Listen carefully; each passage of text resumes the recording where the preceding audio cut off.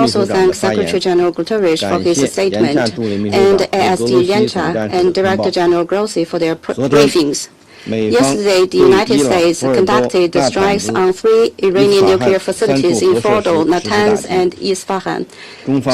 China strongly condemns the U.S. attacks on Iran and the bombing of nuclear facilities under the safeguards of the IAEA. The actions of the United States seriously violate the purposes and principles of the UN Charter and international law, as well as Iran's sovereignty, security, and territorial integrity. It has exacerbated tensions in the Middle East and dealt a heavy blow to the international nuclear non-proliferation regime. The international community must uphold justice and make concrete efforts to cool down the situation and restore peace and stability. In this connection, I wish to put forward 4 appeals.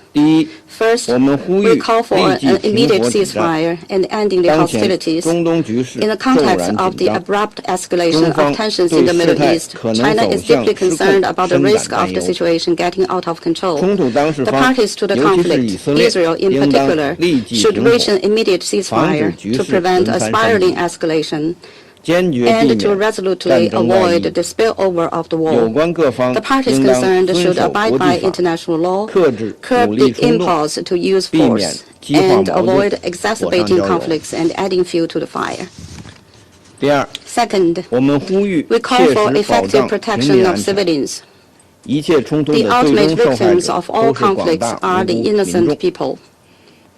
China is deeply saddened by the large number of civilian casualties caused by the conflict. Civilians and civilian facilities must not become targets of military operations. And the bottom line of international humanitarian law must not be breached. Parties to the conflict should place the interests and well-being of the people of the countries in the region above everything else, and make every effort to avoid harm to innocent civilians and refrain from attacking civilian facilities.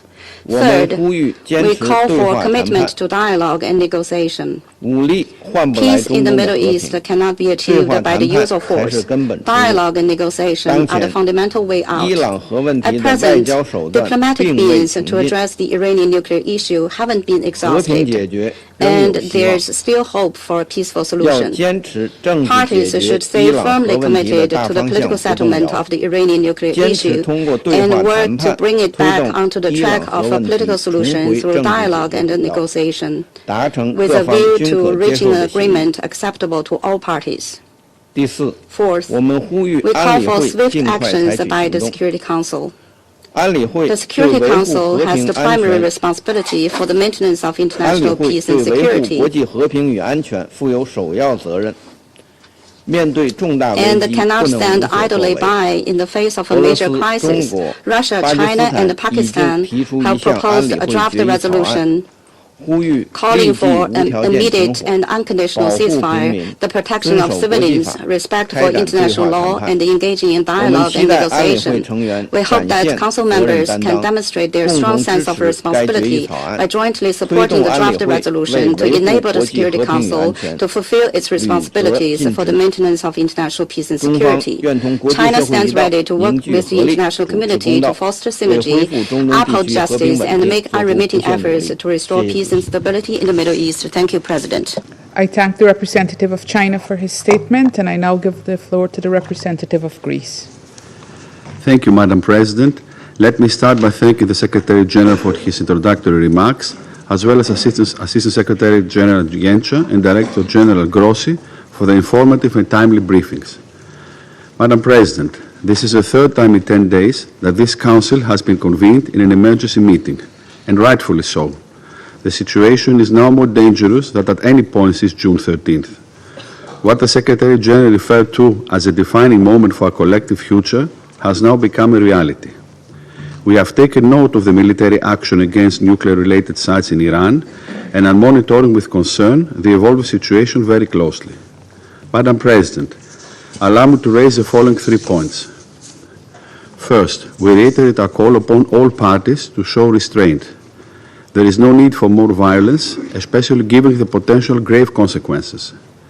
It is critical for the IAEA inspectors to be able to resume their activity and check on the status of the stockpiles of the enriched uranium, as well as of the remaining enriching capabilities of Iran. This is essential as the global non-proliferation architecture and regional, potentially global security come under intense stress. Second, I must reiterate a strong concern over the nuclear program of Iran, which should never be allowed to have nuclear weapons. We have time and again warned against non-compliance with the legally binding safeguards and JCPOA obligation. Against this background, Israel has the right to protect itself and live in peace and security with its neighbors. We can argue in this chamber, and so many times we have done, on whether Iran's nuclear program was exclusively peaceful or not. However, whatever the case may be, such high levels of enriched uranium in a region as volatile as the Middle East cannot but generate extreme uncertainty and instability. Third, it is of critical importance to ensure that civilians on all sides are protected. Last but not least, we take note with profound relief of DG Gross's remarks that as of this time, we do not expect that there will be any health consequences for people or the environment outside the targeted sites. Madam President, in closing, allow me to highlight, in no uncertain terms, the value of de-escalation as a first step towards a sustainable peace. The international community and countries with influence must step in and offer a diplomatic way out, which must include the necessary security assurances. Involved parties need to act in full compliance with the UN Charter, international law, and international humanitarian law. Echoing the ancient virtue of sophrosine, self-restraint, we urge all parties to exercise the utmost moderation and engage in dialogue and diplomacy. I thank you. I thank the representative of Greece for his statement, and I give the floor now to the representative of Denmark. Thank you, Madam President. And I also thank the Secretary General for his presence and remarks, and Assistant Secretary Jenka and Director General Grossi for their briefings and updates. Madam President, we are meeting again today as the situation in the Middle East continues to escalate. Attacks between Israel and Iran have continued since our last meeting on Friday. Civilian casualties and widespread suffering continue to rise on both sides. Last night, a targeted operation was carried out by the United States against 3 nuclear facilities in Iran. The continued escalation in the Middle East is a cause for great concern and poses a grave risk to international peace and security. Madam President, Denmark urges all parties to abide by the obligations under the UN Charter and international law. All parties must ensure protections of civilians and civilian infrastructure in line with international humanitarian law. Furthermore, and keeping in mind the words of Director General Grossi 2 days ago to this Council, all actions should be taken and the necessary restraint shown to reduce the risk of nuclear accidents, which could have devastating effects for the civilian population and the environment. Madam President, Denmark has persistently underlined that Iran must never acquire a nuclear weapon. That would be a serious threat to regional and global security. We have repeatedly expressed our concerns about Iran's accelerating nuclear trajectory and the fact that the IAEA is unable to assure that the Iranian nuclear program is exclusively peaceful. We welcome that the IAEA continues to monitor the situation and provide information on the nuclear safety and security implications. And we stress the importance of continued and timely exchange of information between Iran and the IAEA regarding issues related to nuclear safety, security, and safeguards.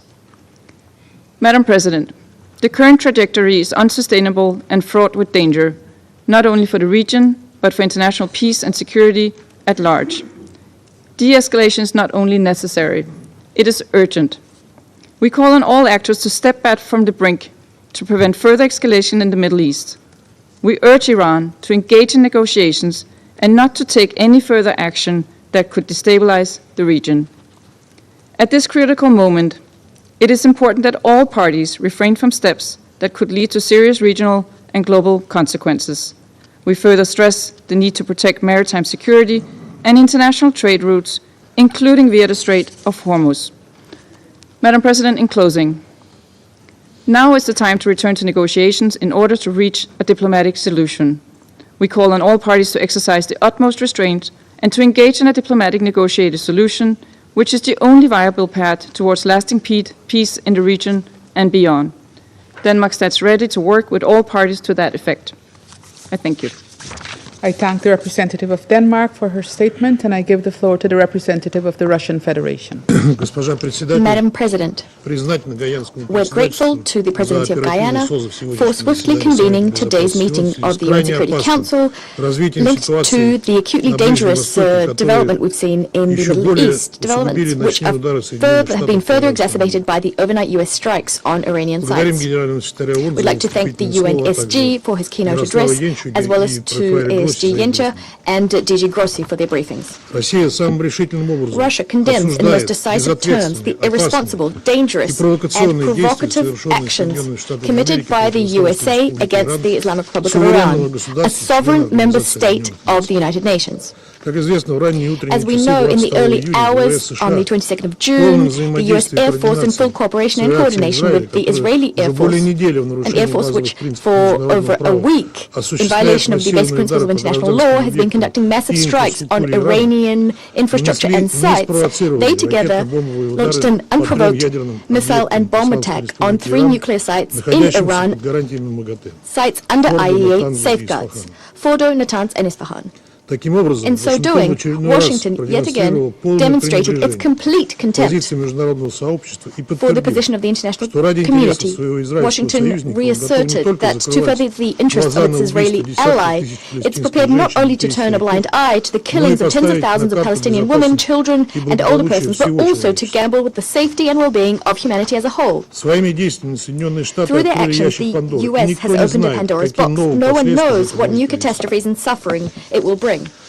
In the last 10 days, we heard 3 briefings from the IAEA DG, Mr. Rafael Grossi. He cautioned that strikes on Iranian nuclear infrastructure could have absolutely unpredictable repercussions, as well as that they pose a major threat to both the nuclear safety and security, not only in Iran, but also in the region and the world. Yet Washington is completely unconcerned. It's unconcerned by either the radiological consequences, nor the threat to the lives and health of a huge number of people, civilians including women and children in the region and beyond.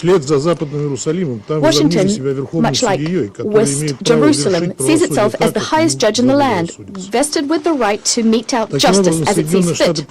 Thus, the U.S. has confirmed that in order to safeguard their global hegemony, it's prepared to commit any crimes, any violations of international law. Let me remind you that no one gave the U.S. the authority to act in such a way. We insistently offered our U.S. colleagues our mediation services so as to find a peaceful, mutually agreeable solution surrounding the Iranian nuclear program.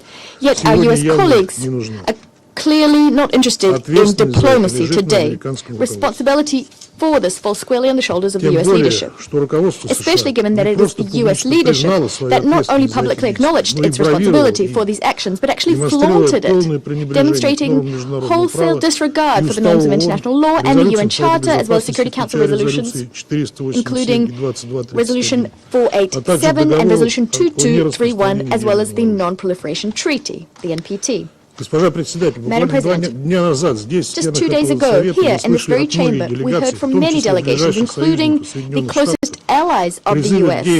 They called for a de-escalation and for the settlement of differences around the negotiation table. Yet our U.S. colleagues yet again ignored this position, the position of the entire international community, following Israel's lead, instead of checking Israel, instead of forcing it to halt the spiral of escalation. Today, we once again will be hearing from the U.S. representative.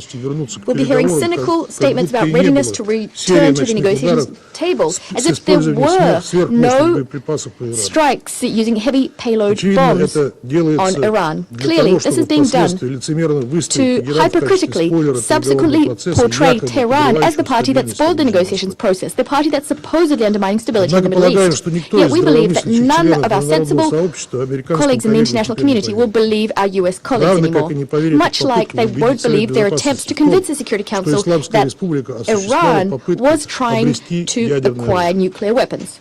Let me remind you that back in March, high-ranking U.S. intelligence officials said that the U.S. does not have information about Tehran's attempts to develop military nuclear capabilities.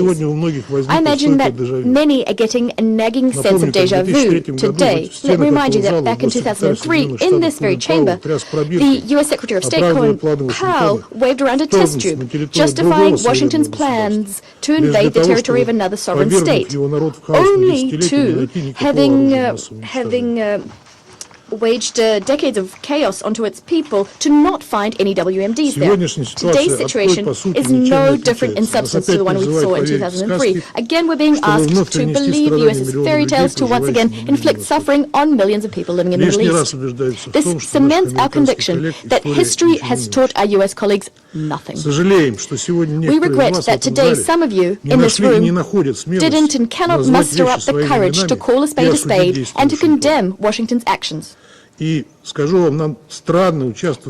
it's very strange to be participating in this theatre of the absurd, this cynical theatre. We had the representative of the UK calling on Iran to exercise restraint, a country which was subjected to an unprovoked attack, which was bombed, it had its nuclear sites bombed, as if it were Iran, not Israel, and the US that was escalating the situation as much as possible. They're calling on Iran to exercise restraint. This is something other council members are doing. We've seen a lot of hypocrisy in this room, but this takes the biscuit.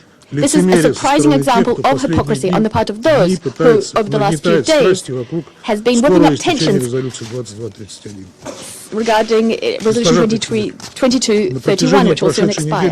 Madam President, throughout the last week, we witnessed a new, highly dangerous wave of escalation. Last night, the situation became wholly unprecedented in nature. The radiological repercussions of the US attacks remain to be assessed, and we're counting on the IAEA and its Director General to issue a clear-cut, professional and impartial analysis of the situation, including by presenting an objective report at the emergency session of the Board of Governors of the IAEA. Yet it's already clear that strikes on Iran's nuclear sites, including those conducted by one of the NPT's depositories, the US, that these attacks amount to a colossal attack on the global NPT regime, non-proliferation regime. They not only deal a blow to the authority of the IAEA, they also deal a blow to the entire system of inspections and controls implemented by the agency. They also destroy the basis of the system of international cooperation, including de facto risking casting us back into the era of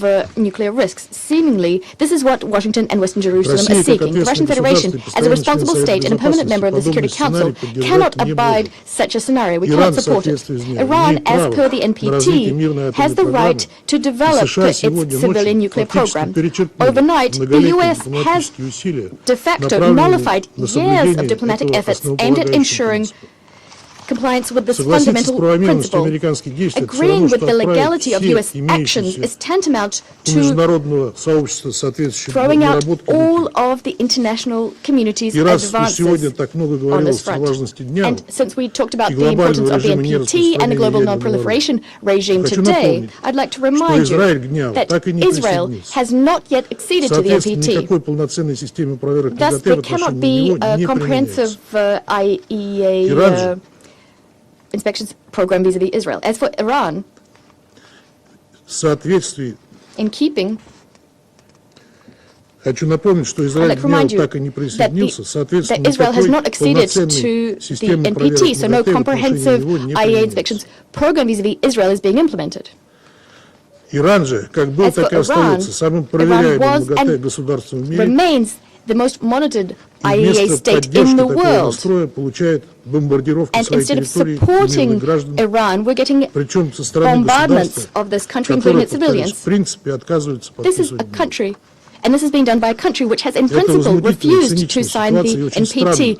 This is an outrageous, cynical situation. It's very strange that the IAEA DG did not say a word about this, nor did he call on Israel to join the NPT, not once. Madam President, I think that everyone in this room can see full well that unless we stop the escalation, the Middle East will find itself on the verge of a large-scale conflict with unpredictable consequences for the entire international international security system. А весь мир может оказаться на грани Plus, ядерной the entire катастрофы. world might end up on the verge of a nuclear disaster. We call for an immediate cessation of aggressive actions by Israel and the US, restraint on the part of all parties, and return into the fold of international diplomacy and the negotiations process.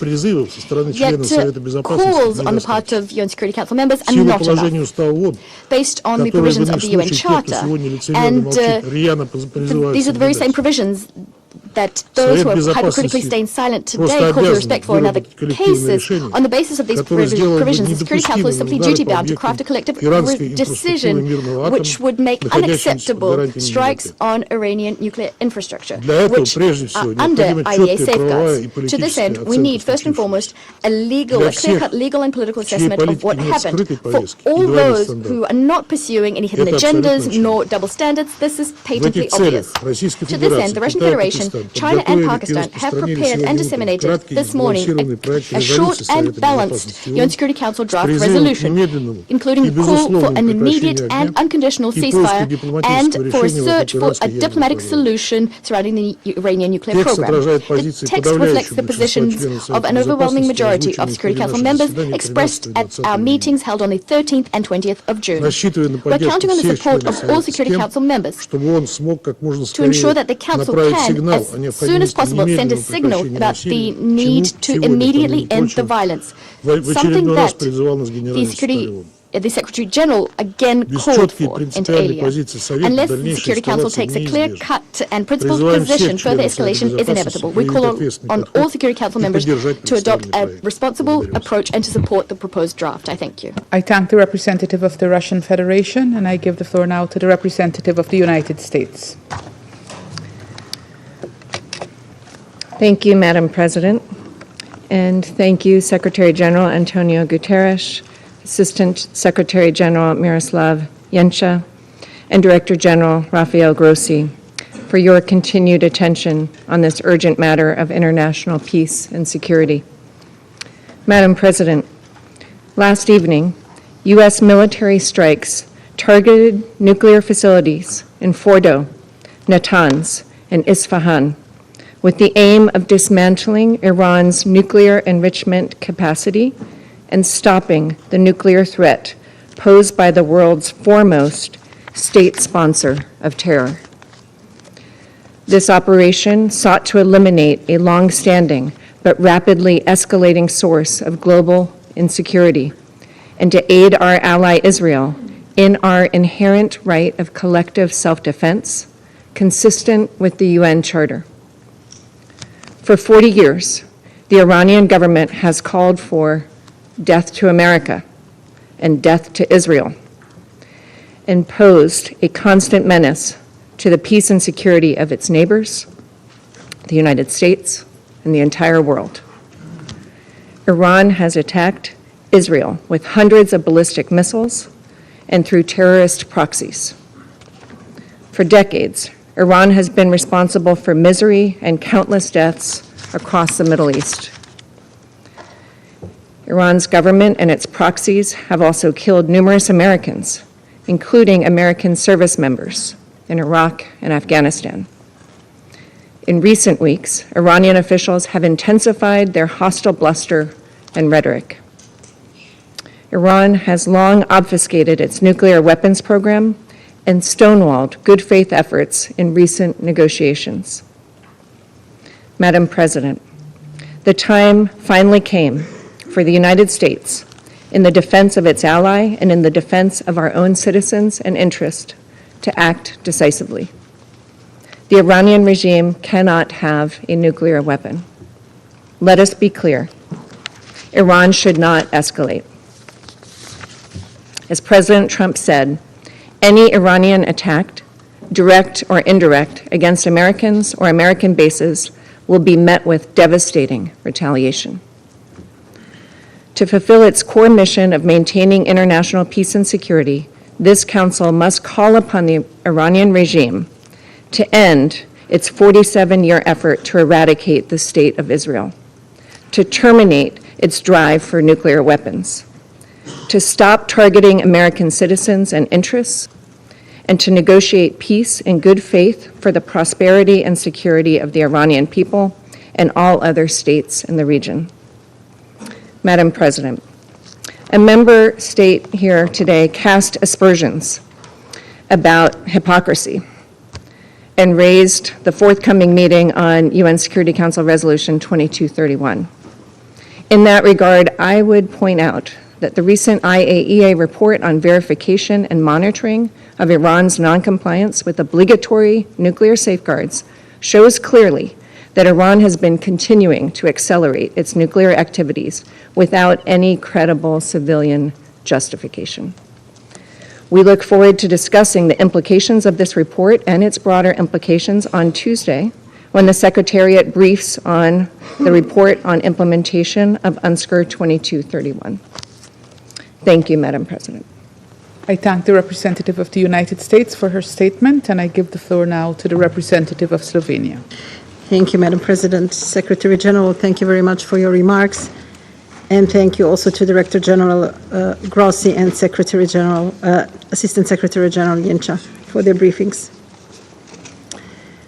Madam President, this body is mandated to work for maintenance of international peace and security. There are moments in this chamber and outside, pivotal moments that shape our collective future. We believe today's debate is one of them. Slovenia denounces the sharp military escalation. This escalation risks to further exacerbate an already extremely dangerous and unstable regional situation and is threatening international peace and security. Therefore, we join the Secretary General's call on the parties to the conflict to disengage from further escalation and retaliation. We call for an immediate ceasefire. Madam President, we further call on the parties to the conflict to respect the UN Charter and international law, including the international humanitarian law. As we have been proven time and time again, violence and military conflicts lead nowhere but to an ever greater suffering of the innocent people of the Middle East. We are deeply alarmed about the toll of the ongoing situation on civilians, the chaos and the fear it is sowing. Madam President, Slovenia remains concerned about the size and unclear nature of Iran's nuclear program. We reaffirm our firm rejection of nuclear proliferation. At this point, I wish to express our full support to the work of the International Atomic Energy Agency and to you, DG Grossi. At this critical moment, with so much at stake, we must insist on diplomacy. A tailored diplomatic solution is needed. We welcome attempts of maintaining a diplomatic path in the recent days, namely the meeting of the E3 and the EU with Iran, and call on everyone else to follow this path. We call on the parties to the conflict and those with influence on them to prioritize diplomacy and peace and to return to the negotiating table. This must include Iran's nuclear question, leading us to establishing a credible, comprehensive, and verifiable solution, as well as dealing with other regional crises, including Gaza. Madam President, let me repeat. This is not a time for further escalations. This is not a time for retaliatory measures. It is time for de-escalation and diplomacy. It is time for peace. And we call on all leaders to show leadership for peace. I thank you. I thank the representative of Slovenia for her statement, and I give the floor to the representative of Somalia. Madam President, at the outset, Somalia wishes to thank the Presidency for convening the Council again in response to escalating and grave developments in the Middle East.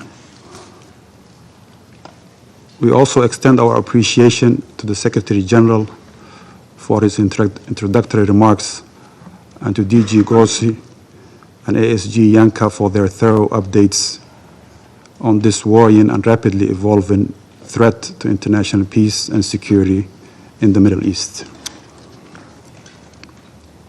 The recent attacks on nuclear facilities of Fordow, Natanz, and Isfahan in Iran represent a perilous escalation that threatens to engulf the entire region in an uncontrollable cycle of violence, suffering, and destruction. Somalia condemns any acts of aggression that violate the sovereignty and territorial integrity of member states. Such actions are in clear contravention of the principles enshrined in the Charter of the United Nations, in particular Article 2, Paragraph 4, which prohibits the threat or use of force against any state. We reaffirm the importance of respecting the sovereignty and territorial integrity of the Islamic Republic of Iran. Our delegation believes that all member states share responsibility to act in accordance with these principles and commitments. Madam President, at this critical moment, 4 urgent actions must guide our collective response. First, uphold international law and the UN Charter.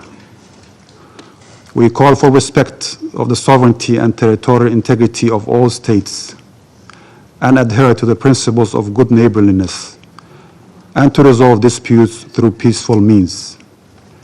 Violations of these principles imperil countless lives and deepen regional crisis.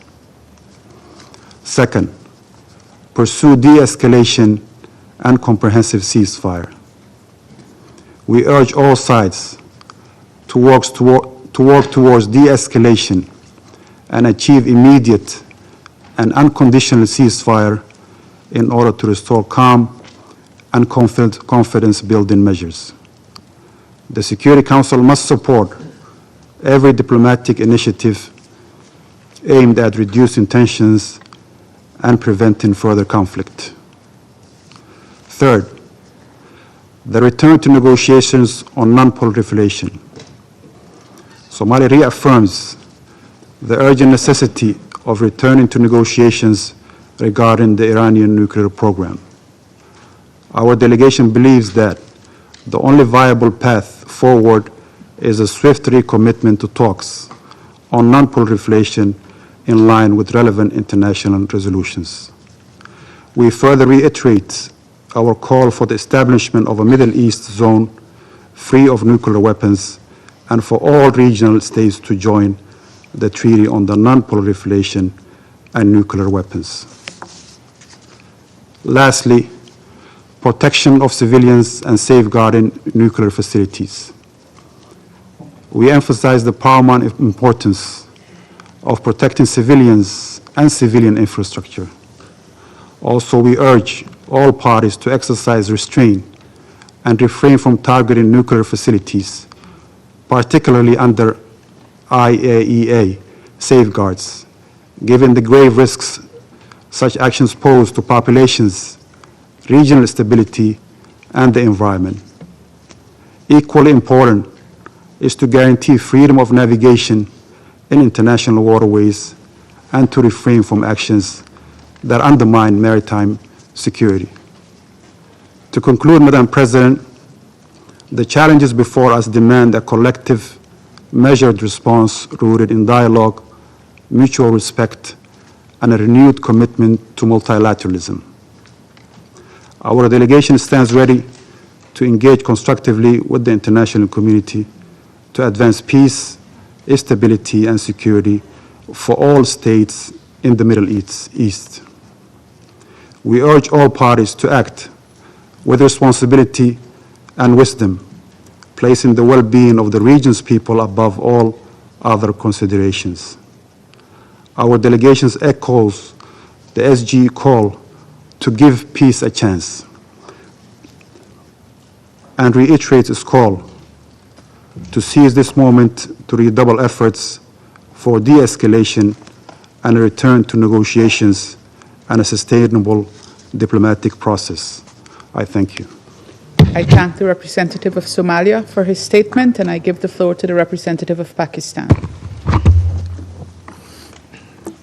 Thank you, Madam President, for convening this yet another emergency meeting of the Security Council. And I would also like to join colleagues in thanking the Secretary General for his remarks. You couldn't be clearer than that, Secretary General. Thank you. I would also like to thank ASG Zhenka and Director General Grossi for their important briefings. Madam President, when the Security Council met for the second time last Friday, following Israel's wanton continuing aggression and unprovoked strikes against Iran, many members warned the international community of this grave violation of the UN Charter and the risk of dangerous escalation. We have heard the same today around the table from Council members as well as the Secretary General and other briefers. But tragically, developments over the past 24 hours have only confirmed those warnings. And it is unfortunate that the universal calls for de-escalation and a peaceful resolution of this crisis through dialogue have remained unheeded. From the outset, Pakistan has adopted a principled position on these developments, a position based entirely on international law and the UN Charter. We have thus strongly and unambiguously condemned the Israeli aggression, expressed solidarity and full support for Iran's inherent and legitimate right of self-defense in conformity with the Charter of the United Nations, denounced the unlawful Israeli unilateral strikes on IAEA safeguarded Iranian nuclear facilities, called for bringing an end to this aggression, advocated cessation of hostilities and for reverting to dialogue and diplomacy for a peaceful, lasting settlement of the Iranian nuclear issue.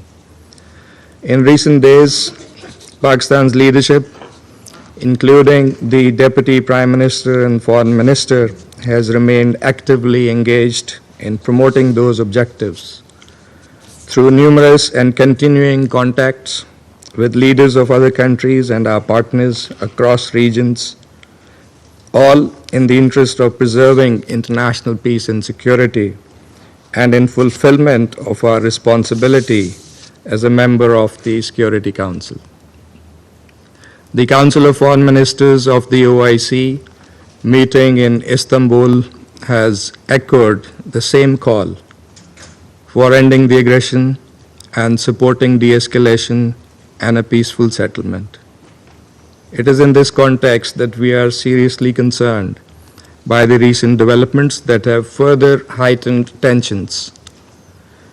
Pakistan has condemned the US strikes on Iranian nuclear facilities, which come on the heels of a series of brazen attacks by Israel on the nuclear sites. Let me recall that specific targeting of nuclear facilities under IAEA safeguards constitutes a clear breach of international law, the IAEA statute, multiple IAEA resolutions, as well as Security Council Resolution 487. And according to Article 25 of the Charter, the members of the United Nations agree to accept and carry out the decisions of the Security Council in accordance with the Charter. That responsibility to carry out the decisions of the Security Council is heaviest with the members of this Council, particularly the permanent members in the first place. Madam President, we are deeply alarmed by the escalating situation. The sharp rise in tensions and violence as a result of the Israeli aggression and unlawful actions is profoundly disturbing. Any further escalation risks catastrophic consequences for the region and beyond. Pakistan stands in solidarity with the government and brotherly people of Iran during this challenging time. Madam President, these attacks set a dangerous precedent and pose a grave threat to the safety and security of populations across the region. and indeed the world. As the body entrusted with primary responsibility for the maintenance of international peace and security, the Security Council must act urgently and decisively. We share a collective responsibility to, first, unequivocally reject and condemn the attacks against the Islamic Republic of Iran since 13th of June, being in clear contravention of international law and the UN Charter. Threat or use of force must never be condoned. Article 2.4 is crystal clear in this regard, and so is Article 51. Second, denounce the attacks on IAEA safeguarded nuclear facilities, which violate Security Council and IAEA resolutions as well as international humanitarian law. Third, reaffirm the obligation to protect civilian lives and property on both sides. All parties must adhere fully to international law, particularly international humanitarian law. Fourth, call for an immediate cessation of hostilities and a complete ceasefire. Fifth, promote urgent recourse to dialogue and diplomacy consistent with the purposes and principles of the UN Charter to find a peaceful and lasting resolution to the Iranian nuclear issue. Madam President, in pursuit of these objectives, Pakistan has joined China and Russia in circulating a draft resolution. Among other things, this resolution calls for an immediate and unconditional ceasefire, urges all parties to refrain from further escalation, demands the urgent protection of civilians and civilian infrastructure, and supports a diplomatic path forward on the Iranian nuclear issue that is acceptable to all parties. And listening to similar concerns and priorities expressed by many of the Council members today, we sincerely hope that the draft resolution will receive the Council's support, enabling it to respond with unity and resolve urgently and effectively in line with the gravity of the situation. And Pakistan stands ready to engage constructively with all Council members in this regard.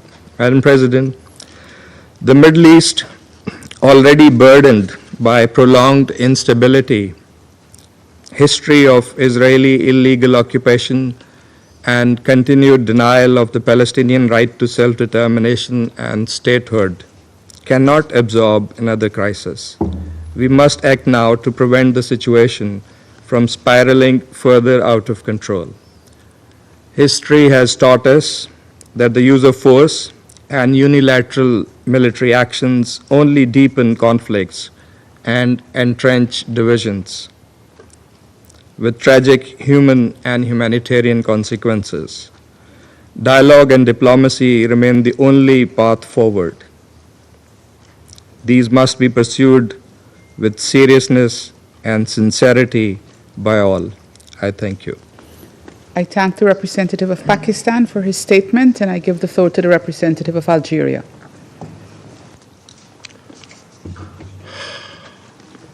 Madam President, I would like to thank you for the prompt scheduling of this meeting.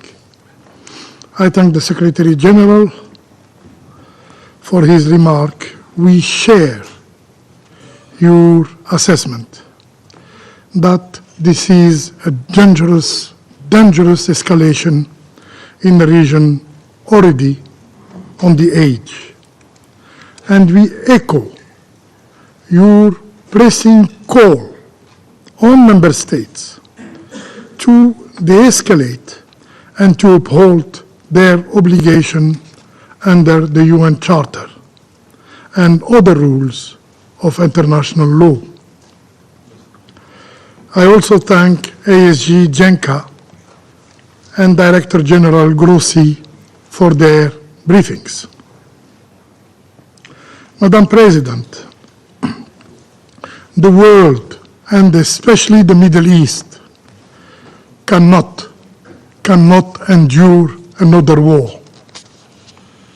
Unfortunately, events in the region are accelerating in an alarming pace, pushing the Middle East dangerously close to an apocalyptic scenario. At a time when the international community was united, yes, was united in seeking ways to ease tensions, the situation has deteriorated sharply yesterday and further exacerbated by American strikes targeting Iranian nuclear facilities.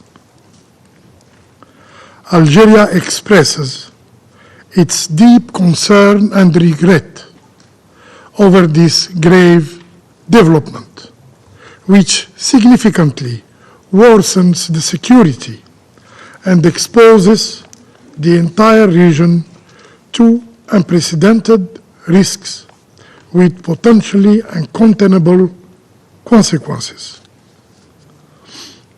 The erosion of the international nuclear security architecture poses a grave threat not only to regional stability, but also to the global peace and security. Attacks on nuclear facilities under international safeguards seriously undermine the integrity and credibility of the global non-proliferation regime. Therefore, we reaffirm that the legal framework safeguarding nuclear installations is clear, is comprehensive, is binding. Its very existence is precisely to ensure the highest levels of safety and protection for such facilities. The resolution of the IAEA General Conference repeatedly and explicitly state that, I quote, any armed attack on and threat against nuclear facilities devoted to peaceful purposes constitute a violation of the principles of the United Nations Charter, the international law, and the statute of the agency. These resolutions remain fully valid and applicable to the current situation. Under no circumstances should nuclear facilities be subject to attack. Upholding international law is not optional. It is a binding obligation upon all member states. Madam President, what lies ahead? What space remains for diplomacy? What responsibility rests with this Security Council? What we are witnessing today is a profound and perilous reversal. War has become the denial of diplomacy and politics by all means. Diplomacy, our job, long regarded as the primary tool for conflict resolution, is now being compelled to yield, to step aside,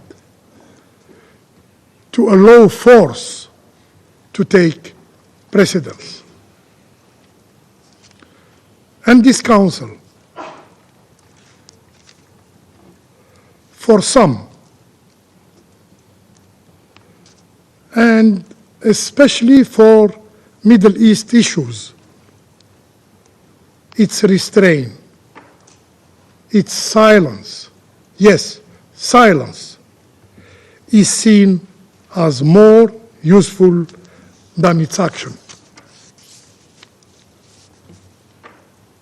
What then of negotiation, of agreements, of the essence of the United Nations, its charter, its principles, and of international law? They too are being bypassed, negated, disregarded, finally discredited.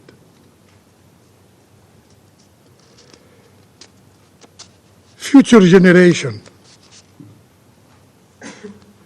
will remember not only what we said, but what we did or what we failed to do. We, the Security Council members, especially the elected one. Madam President,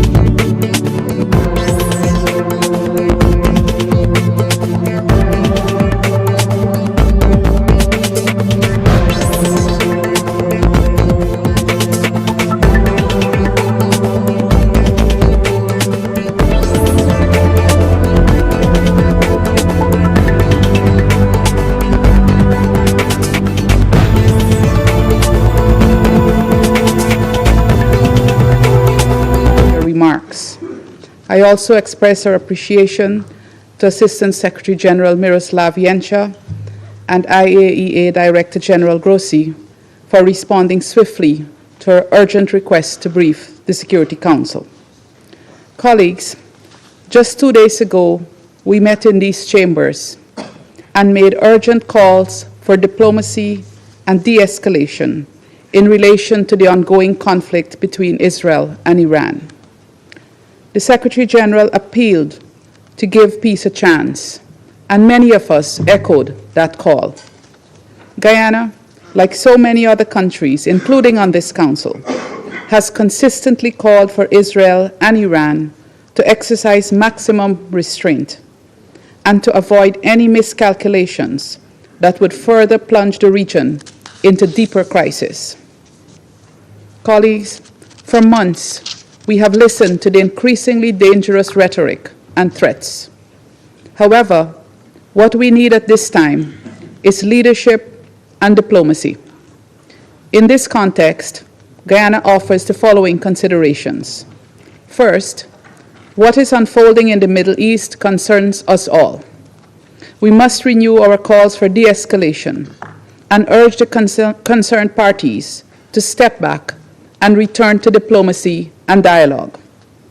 We call on influential states to encourage the parties in this direction.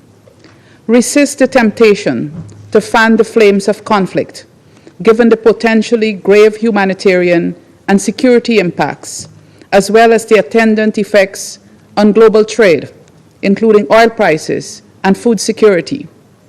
Second, we urge the members of this Council to urgently address the grave threat posed by this conflict to international peace and security, to uphold their obligations under the UN Charter, and take decisive action to end the hostilities.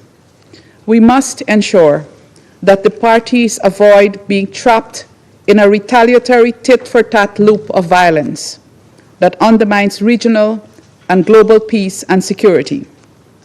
Finally, the headwinds we face are indeed testing our collective resolve.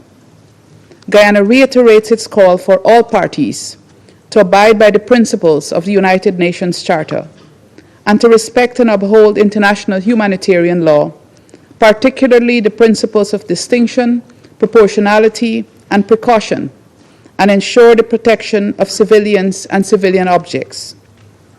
We also reiterate that the right to self-defense absolves neither party of their responsibilities and obligations under international law. I thank you. I resume my function as President of the Council. Before opening the floor, I would like to remind all speakers that this is a formal meeting of the United Nations Security Council and of the need to ensure proper decorum in the delivery of their statements and to refrain from personal attacks. I now give the floor to the representative of the Islamic Republic of Iran. Thank you. In the name of God, the compassionate, the merciful, thank you, Madam President, for your valuable effort to promptly convening this emergency meeting in your capacity as the President of the Security Council. We welcome the presence of Secretary General at this meeting, and we also listen to the statement made by the ASG, Mr. Jenka. We appreciate all those members who have chosen to stand on the right side of history and thus strongly condemned the act of aggression of the United States and the Israeli regime against my country. Madam President, I address this Council today for the third time since the brutal aggression against my country, first by the Israeli regime on June 13th and now by the United States. I speak with utmost urgency and grave concern on behalf of our people, a peace-loving nation of nearly 100 million people. Today, another stain was recorded in the political history of the United States. After the illegitimate Israeli regime failed to do the worst dirty work, Trump was forced in the early hours of Sunday, June 22, to personally carry out the most sordid part of this vile agenda. Once again, the internationally wanted war criminal Netanyahu succeeded in hijacking U.S. foreign policy, dragging the United States into yet another costly, baseless war. America has once more recklessly chosen to sacrifice its own security merely to safeguard Netanyahu. Once again, the world has witnessed the blatant corruption of the U.S. political system and its leaders. As an independent, peace-seeking nation, the Islamic Republic of Iran had repeatedly warned the warmongering U.S. regime to refrain from stumbling into this quagmire. Even though Iran reserves its full and legitimate right under international law to defend itself against this blatant U.S. aggression and its Israeli proxy, the timing nature and the scale of Iran's proportionate response will be decided by its armed forces. Throughout history, the resilient and united Iranian nation has withstood deeper wounded and faced more vicious enemies, and this time too. It will show its dignity, strength, and greatness to the world. Over the past 10 days, the Israeli barbaric assault, the international bodies, including the UN Security Council and the International Atomic Energy Agency, have been provided with all the necessary information and warning. Yet, they have proven once again that the so-called 8 decades-long quest to prevent war and aggression is hollow and powerless in practice. Madam President, history will not forget these tragic days.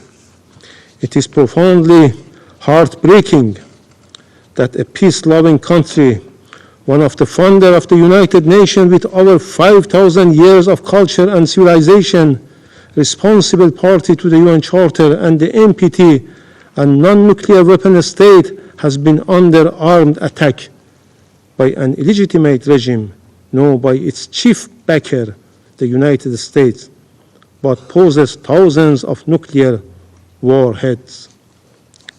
The United States, a permanent member of this council, the depositary of the NPT, and the only state that has ever used nuclear weapons, murdering millions in 2 cities, has now once again resorted to illegal force, waged a war against my country under a fabricated and absurd pretext, preventing Iran from acquiring nuclear weapons. What a bitter and tragic irony. Madam President, this US and Israeli regime aggression is a clear and flagrant breach of international law. It breaches the preliminary norms of prohibition of aggression and the very fundamental principles enshrined in the UN Charter, namely Article 2.4, which categorically prohibits the threat or use of force against the sovereignty and territorial integrity of any member state. This illegal act also violates the Charter, a statute of the IAEA, relevant resolution of the Agency General Conference, Security Council Resolution 487 and 2231, as well as the NPT itself. Colleagues, while the representative of the United States continues to make baseless accusations against Iran, the international community is well aware of the well-documented and dark record of military intervention, illegal use of force against other sovereign states, and sponsorship of terrorism by the United States in the Middle East and across the world. The facts speak for themselves. All U.S. allegations against Iran are unfounded, with no legal basis, and politically motivated. One clear example is the horrific and cowardly assassination of martyr Major General Qasem Soleimani and his companions. He was cowardly and deliberately assassinated while visiting Iraq at the formal request of the Iraqi government. This crime, carried out by the United States forces on direct order of the then President of the United States, who yesterday again claims the responsibility for such a heinous crime. Major General Soleimani remains a hero for our people and the nation in the region for countering terrorist groups, in particular Daesh.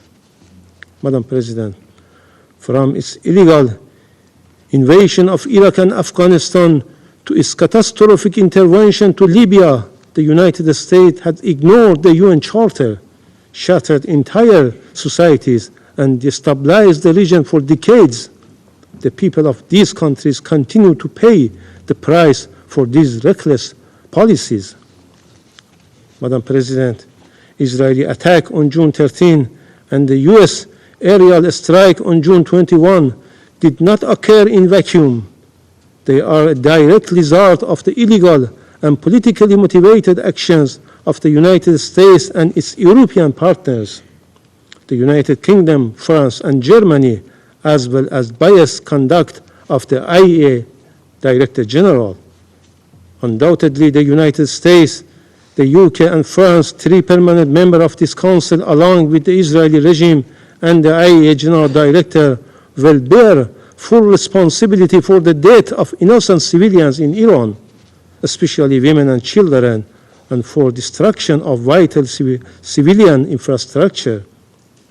Madam President, Iran was preparing for the next round of diplomatic engagement with the United States on June 15, only for Israel to strike Iran 2 days before those talks could take place. In fact, Israel decided to destroy diplomacy. The so-called offer of diplomacy was nothing more than a deceitful policy to mislead the international community.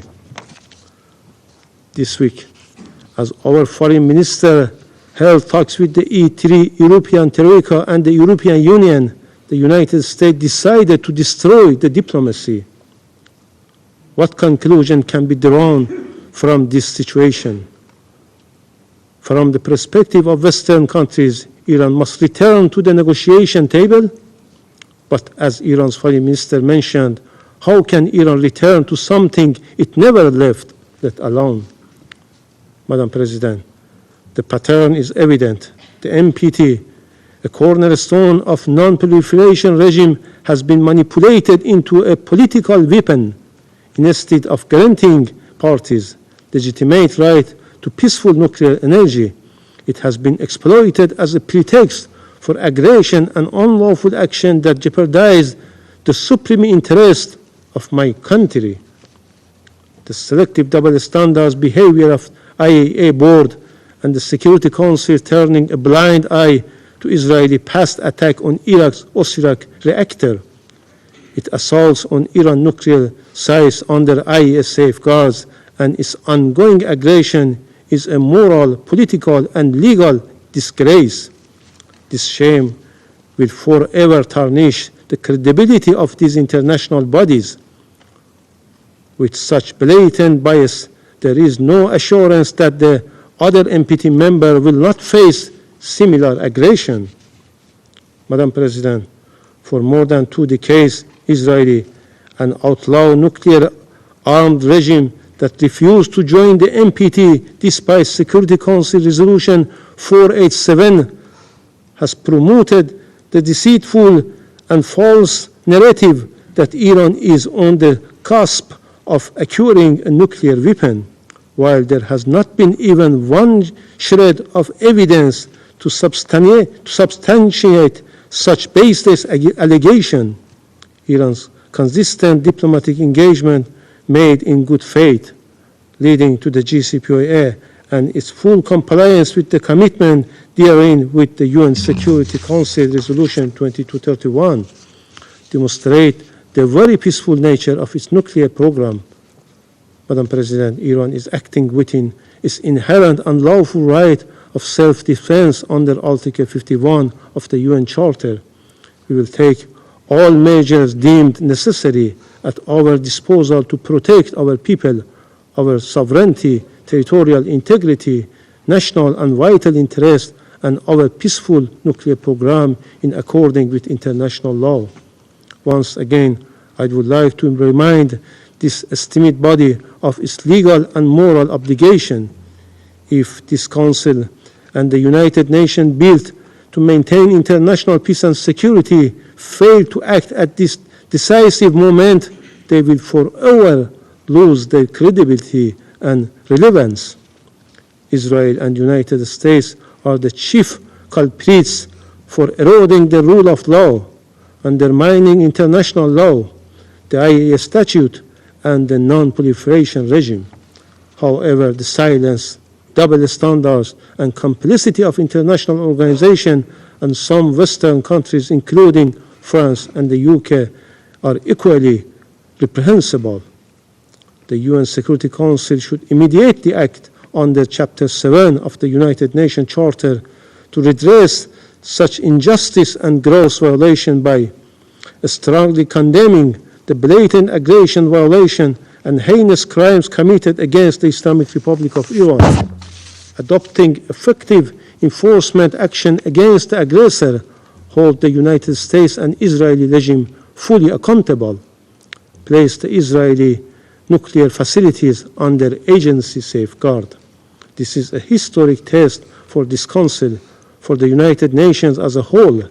Every state and every responsible actor must rise to this occasion and condemn without ambiguity these blatant crimes. Failure to do so will lead to the gradual decline of the very aspiration of the non-proliferation regime and normalize a dangerous precedent when might our rights, right, and where the fundamental principles of the UN Charter are trampled without consequences. Madam President, distinguished colleagues, we stand at the crossroads. Let us be the moment we put an end to impunity, the moment we uphold the principles on which this Council was founded. This Council must act decisively. Silence will be complicity in these crimes. If this Council fails to act and condemn this blatant aggression, the stain of complicity will forever remain on its conscience, as it does with Gaza. I thank you.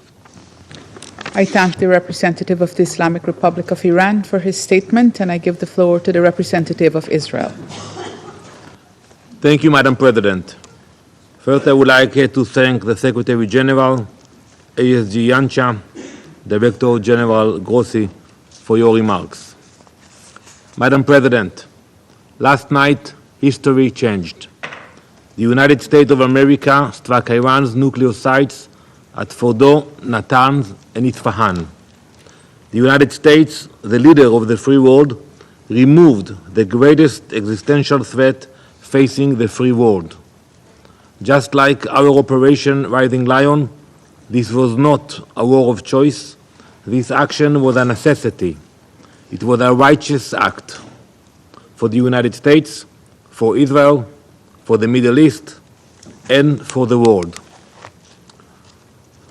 So the entire world should say on record today, here and now, thank you. Thank you to the United States for removing the greatest threat to global security. Thank you, President Trump, for acting when so many hesitated. Thank you for protecting the free world with strength and with moral clarity. Now, some come here to denounce the United States and Israel. So let me ask you, where were you? Where were you when Iran raced toward the bomb? Where were you when it enriched uranium far beyond the point of civilian usage? When it buried entire fortress beneath mountain to prepare for our extermination? Where were you when Iran turned negotiation into theater and deceit into strategy? You were silent. You were complicit. You were afraid. You were bystanders. Months ago, I sat before this Council and called for a coalition of the courageous. I called for a coalition with the moral clarity and strength to confront the greatest threat our world has seen since the Second World War. Last night, the leader of the free world acted with that courage. The United States acted, not just for itself, but for every nation that values freedom over radicalism, for every nation whose children deserve to grow up without the shadow of a nuclear disaster hanging over their heads. Now, the world must follow suit. Madam President, we have heard many calls for diplomacy today in this chamber. We have heard the Secretary General calls for de-escalation. You cannot ignore that diplomacy was tried over and over. The United States led that effort. Many nations here in this room engaged in diplomacy with determination and good faith. But the regime in Tehran had other plans. It used the negotiating table as camouflage, a delay tactic, a way to buy time while building missiles and enriching uranium. Iran negotiated agreements it never intended to keep. It made commitments it never honored. It answered deadlines with defiance and met oversight with obstruction. The free world gave it every chance. We gave it months, we gave it years, we gave it every possible off-ramp. Iran would not move. So it had to be moved. The regime goal was never peaceful energy. Its goal was death and destruction. Its nuclear program was not a diplomatic puzzle. It was a loaded gun pointed at the heart of the international system and the stability of the world.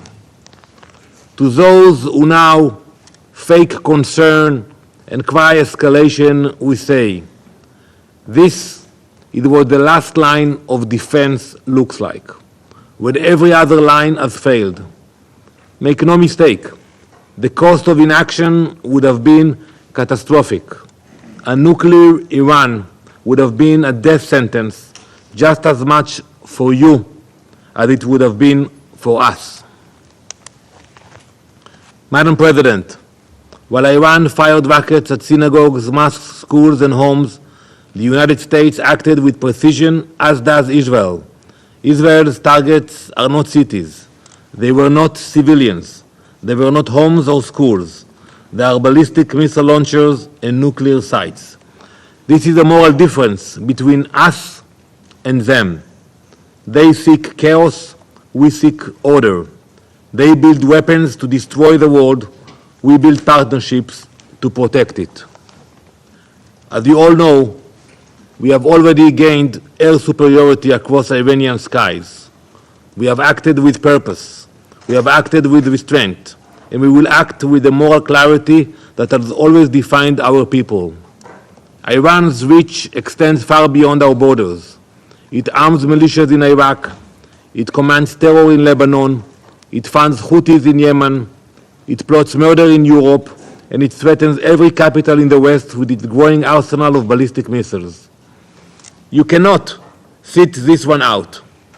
You cannot condemn the firefighters while the arsonist tries to light more fires. You cannot protect peace by appeasing evil. Colleagues, Israel did not seek this moment, but when that moment came, we did not flinch. We know what happens when the world turns a blind eye to threats too terrible to imagine. This time, we acted, and this time, we were not alone. Let the record show, when the world stood at the edge of a nuclear disaster, America stepped forward. When time ran out, America showed courage. And when the moment came to confront the forces of extinction, America led. Now it is time for the rest of the world to guarantee that the threat of a nuclear Iran never returns. Thank you, Madam President. I thank the representative of Israel for his statement, and I give the floor to the representative of Kuwait. شكرا السيدة الرئيسة. Thank you, Madam President. Allow me at the outset to wish you and your friendly country to thank you for quickly calling for this meeting, and to thank the Secretary General for being here and for his righteous words at the start of this session.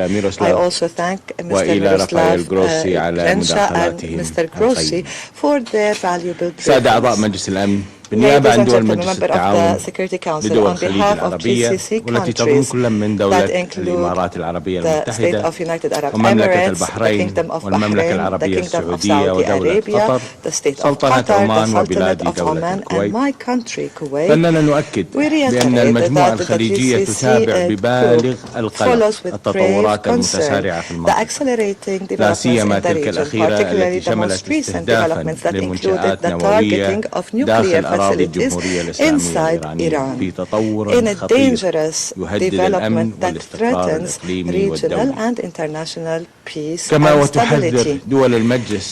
GCC countries warn against the repercussions of the continuation of this escalation that could lead to further tensions and exacerbate risks that face the security of the region and its peoples.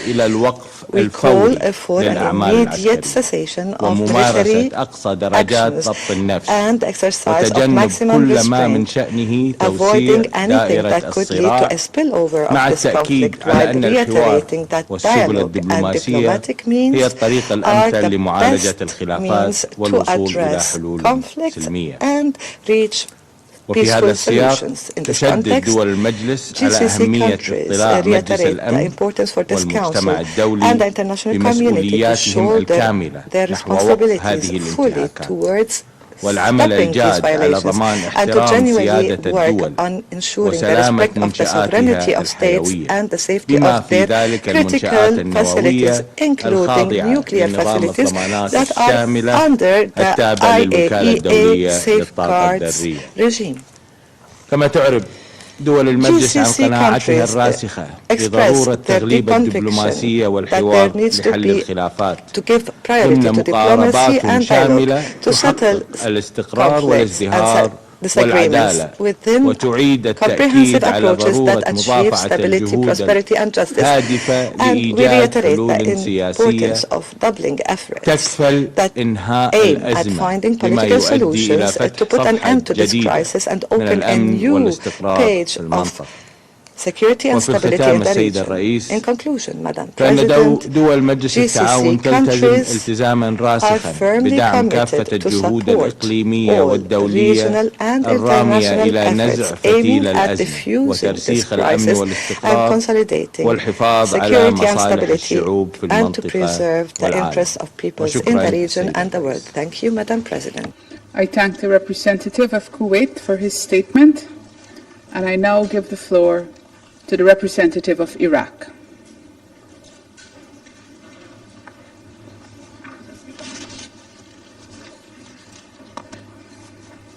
شكرا السيد الرئيس. I thank you, Madam President. I thank you for and value your efforts in convening this emergency session.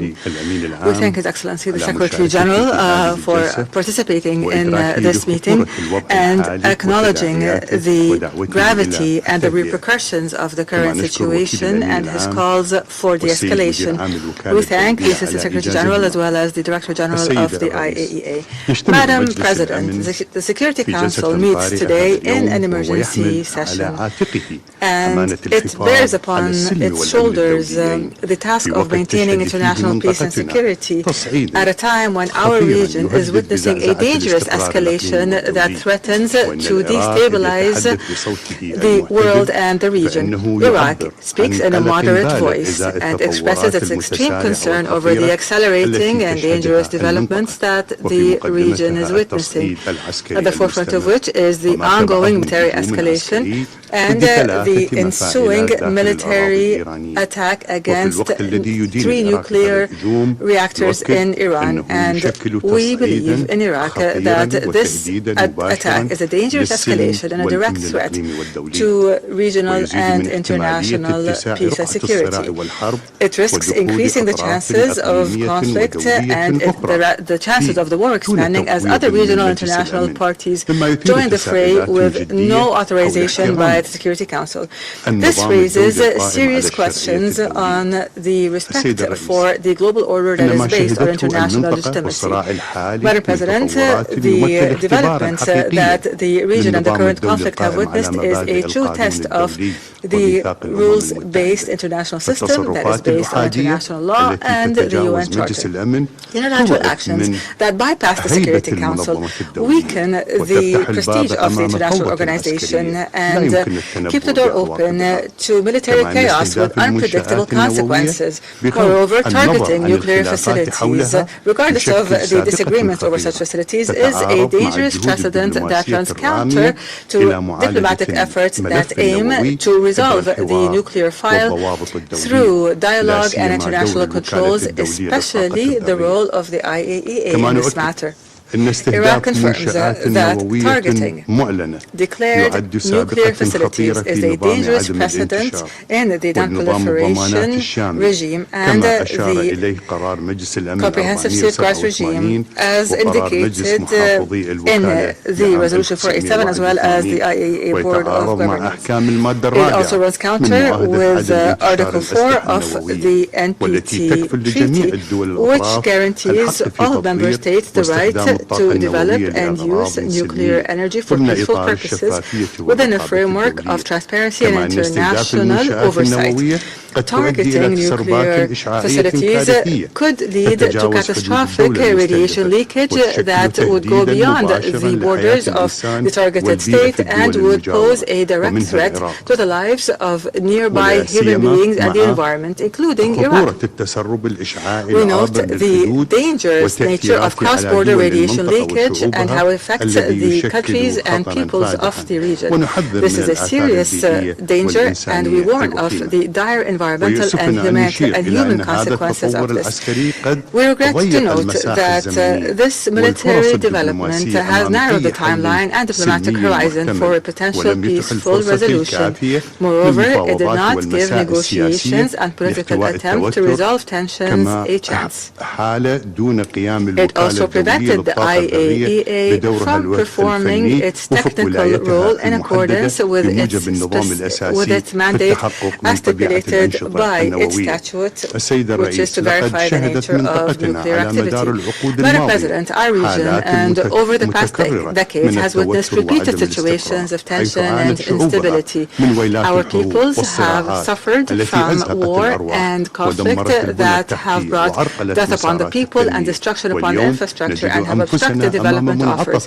We find ourselves today before a dangerous crossroads that threatens to ignite a comprehensive and all-out regional war, with the ensuing violation of the sovereignty of states through repeated violations of their airspace and territories as neighboring states, with the catastrophic economic impacts of that, as global supply chains are experiencing severe disruptions, and the economies of the region are facing major challenges, and as threats continue to endanger maritime passages, which are the lifeline of international trade and the economy of states. Iraq, and based on its geographic location and regional role, is directly impacted by these developments. We have recorded repeated violations of our airspace by the conflicting parties. We consider this a violation of the sovereignty of Iraq and a violation of international law and the United Nations Charter. We renew our firm our firm rejection that Iraq absolutely rejects the use of its territories or airspace to carry out military operations that harm the safety and security of any state in the region, regardless of the party involved or the purposes invoked. In closing, Madam President, Iraq stresses the need to reinstate trust in joint international action. The Security Council must once again be the main forum where crises are handled. We stress the importance of respecting the sovereignty of states whose territories and airspace must not be used in any military confrontation without their consent. Iraq calls for bolstering diplomatic solutions and for activating negotiations and for learning from the lessons of past crises in the region. Iraq calls for the protection of civilians from any military action that affects them directly or indirectly. The peoples of our region are looking to this Council and expecting it to shoulder its historic and legal responsibilities at this crucial juncture, so that wisdom and dialogue would prevail, so that we must work together to lay down the foundations of stability and peace in the region, foundations of justice and respect for international law and international humanitarian law. We call on all parties to avoid further escalation and to return to serious and responsible dialogue in order to maintain the stability of the region and the world. I thank you. I thank the representative of Iraq for his statement. There are no more names inscribed on the list of speakers. The meeting is adjourned.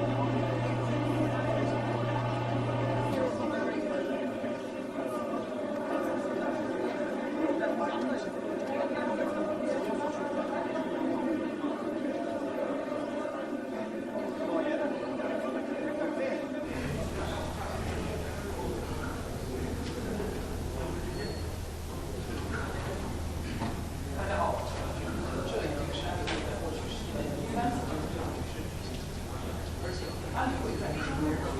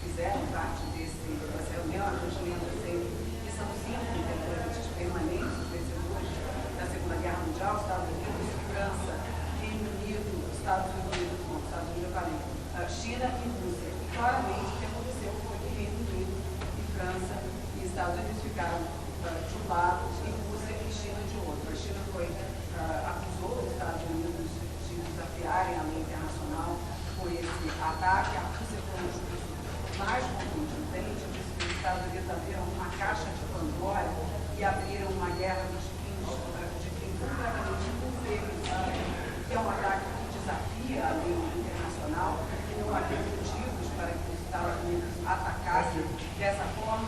A China também disse que os Estados Unidos ainda não tinham esgotado todas as vias diplomáticas no momento em que decidiu atacar o Irã, as instalações nucleares do Irã.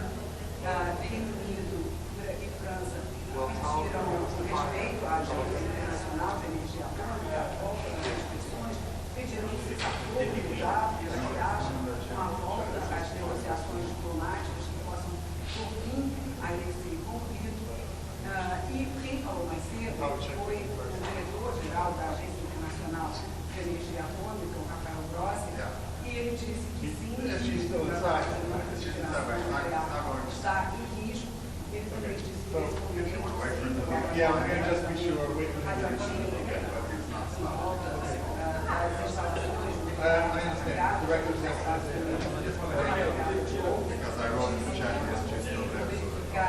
que houve, de fato, estragos às instalações de produtores,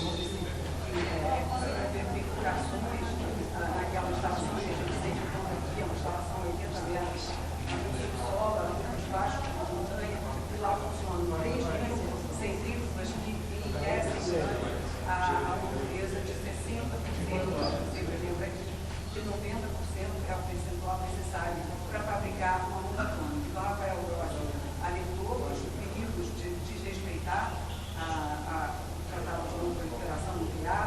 Ele relatou que nesse momento ainda não há nenhuma verificação de vazamento de material radioativo, mas disse que também já foi possível verificar estragos. Em torno de Natanz e de Isfahan, ele disse que foi possível verificar que há destruição de mais prédios na região e tal, mas voltando só rapidamente para falar de Cordô, como é uma instalação subterrânea, como a gente bem sabe, a gente é possível saber como está a situação lá embaixo. Claro, né, porque imagens feitas apenas por satélite não são suficientes para verificar o que aconteceu nas entranhas dessa instalação que tem 3 centímetros, como eu dizia.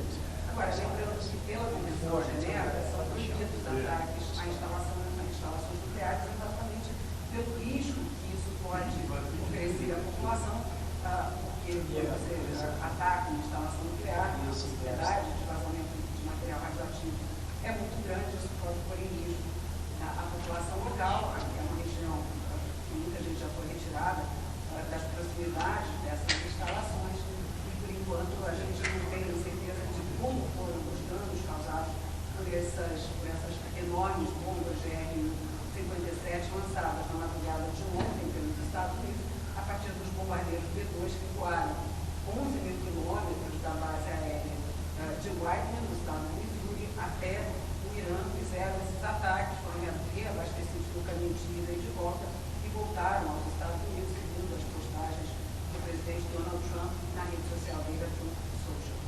Muito Marcelo.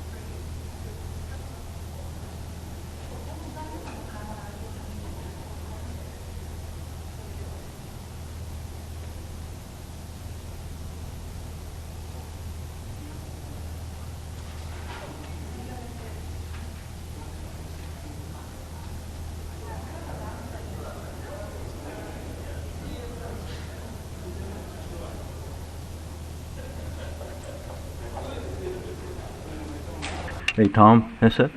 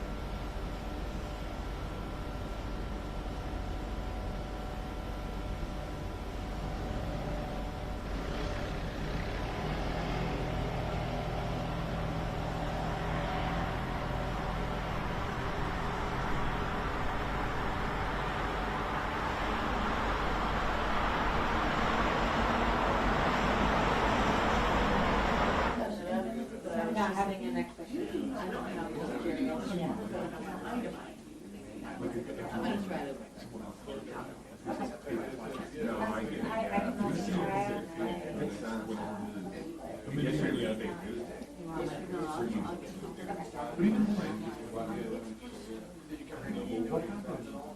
for Leone, yeah. How was that one? Yeah. The one in Leone was all over. It was predominantly 70% of people of the age of 70. No, I saw the one in Detroit. It was much younger, but more multicultural. Leone was all 7-year-old white ladies. Actually, the stream they just started it right after. Was it, is that the one where the, yeah, they showed up by Clark Park or something? I heard it, the reporter walked over there, what's going on. The guys were running around. Was it the Outlaws?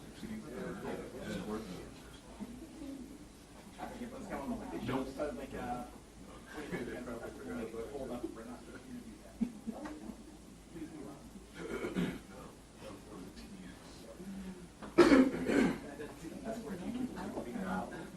Well, the Leone one was very peaceful. It was fine. There was nothing going on. The signs were actually hilarious.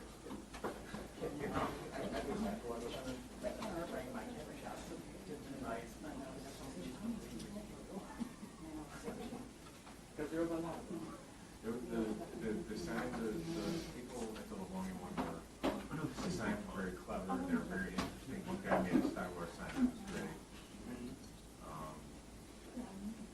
It was fine. It was cool. Honestly, I wouldn't want to be at a beach today. I would look like a swimmmer.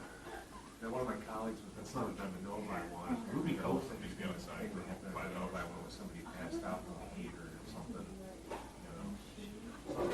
So the Bay City one was interesting. Yeah, look at that one. Inside of a boat or a home. Fuel water. I thought she'd be at the Leone one. All her friends, the people she hangs out with are there.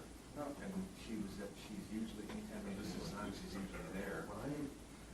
Foreign or the interview with the job in Orlando. I went down there. 99 degrees with 100% humidity at 8 o'clock. I was like, I'm not doing this. I couldn't. I think that same thing was like this morning. Yeah, I got taken by ice and his grandkids. Oh, yeah. We're outside, a huge portion of our shop. What, Christmas market village? Oh, no. It's a Trump's. I don't ask. I was like, well, it seems like it's always a Trump. You turn your camera off. Like, 3 Trump. It's fine. I mean, the cold suck, but like, Well, I had problems talking so much. I actually had to, I couldn't get out of there without people trying to talk. People were giving me their names. They're like, and one guy says, it's wild stuff. And you can quote. It was fine. It was there. It was all right. so every MJ is like the day shift one that can. Oh, I bet you that one was fun. All right, sure. Oh, yeah. Although maybe if it occurred when school was on, it would have been crazier. Oh, more than likely. Is it Ann Arbor mostly on C right now? To sign to a job. You know, yeah. 95%. Nothing about this right now. Like I would just and I'll tell you what, especially when I attended there, the town population basically doubled the size. Oh, yeah. Our big games are on, yeah. What about Joe? We have somewhere we actually try to build that mission.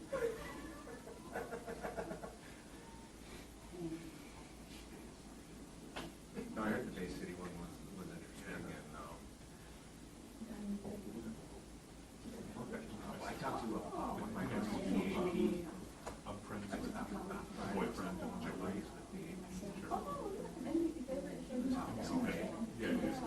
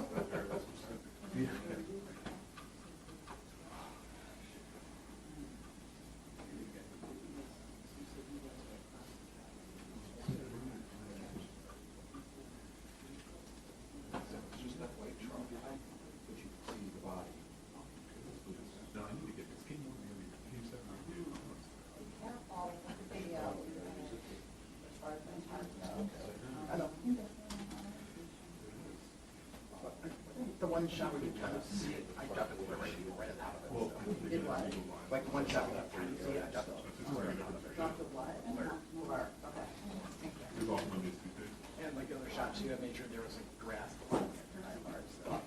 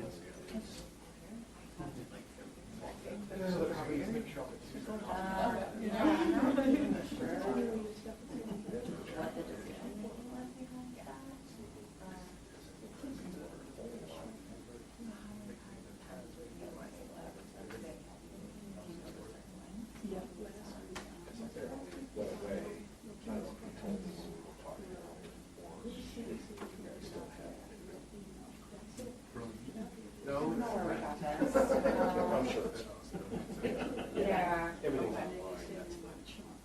Well, I don't know, like, I honestly don't know. Let me message my editors and see like what the thought process was about that, and then yeah.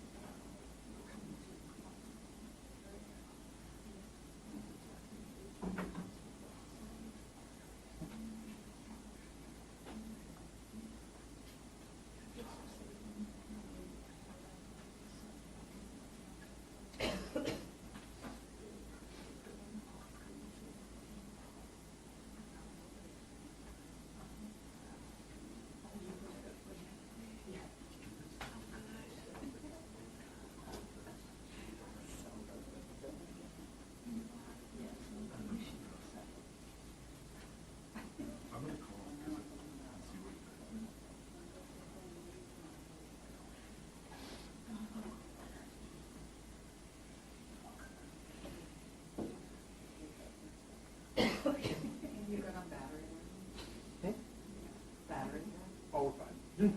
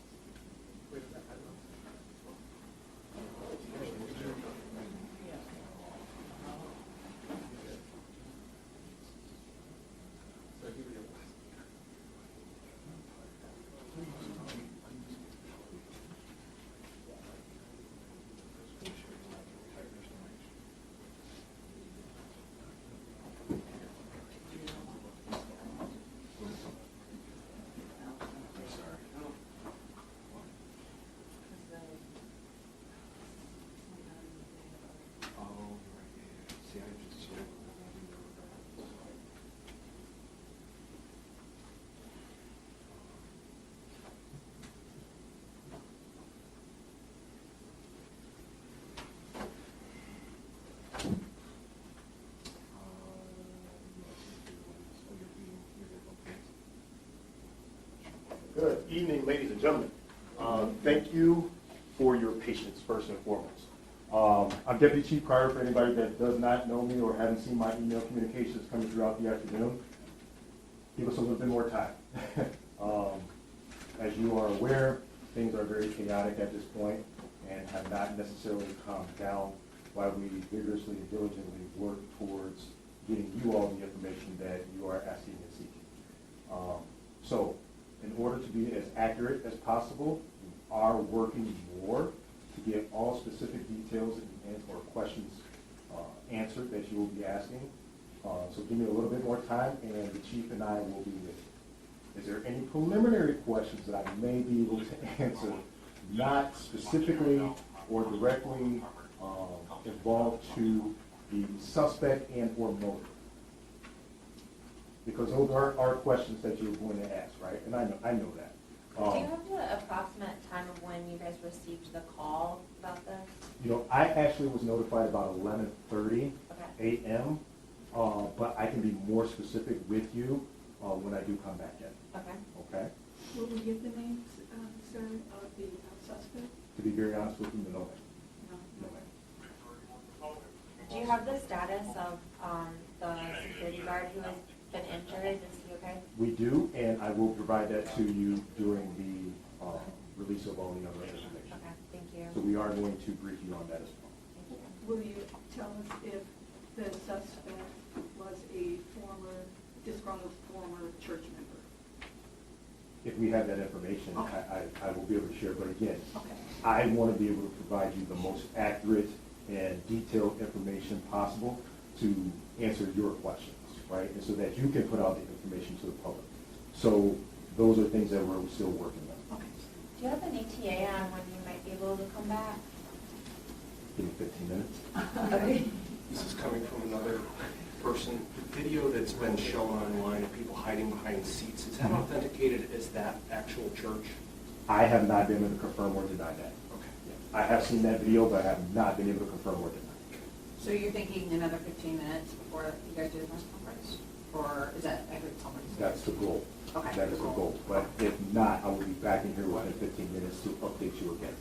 Okay, okay, thank you. Fair enough. Anything else?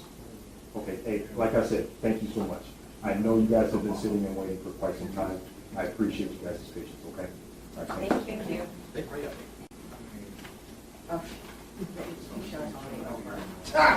They're streaming it, we don't have it for later.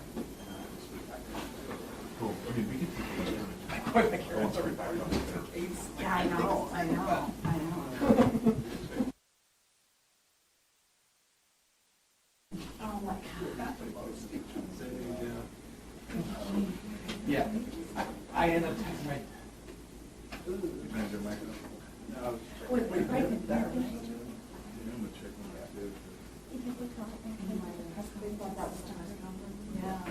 Yeah, I can see. I'm sure they can. I deliberately texted my son and saying, this is not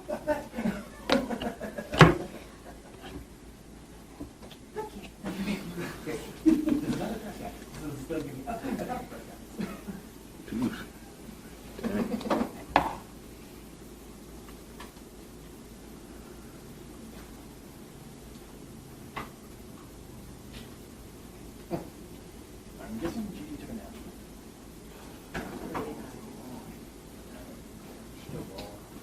By Mr. Our true social. And she was saying that her mom was taking a nap.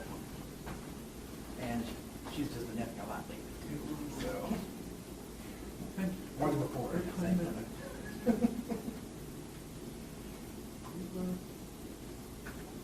Actually, the other day she gave me like, why didn't you wake me up? It's almost 1, and you were at 3. I want to spend time with you. I'm like, I wasn't sure I could combined with I myself watch it.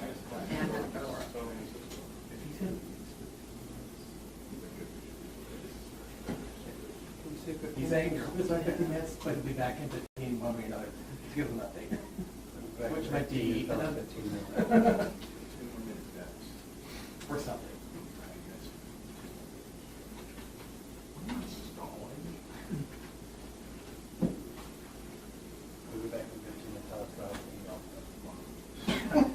I've had that happen before. I gotta make sure.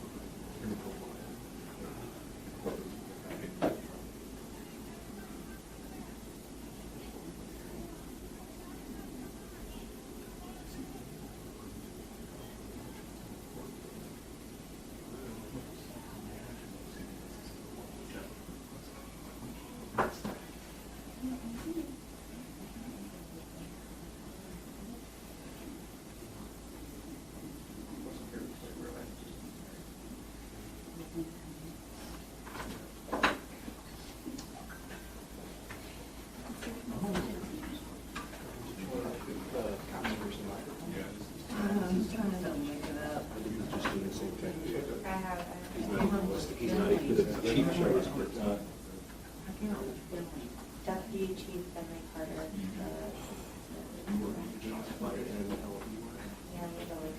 He said there was emails.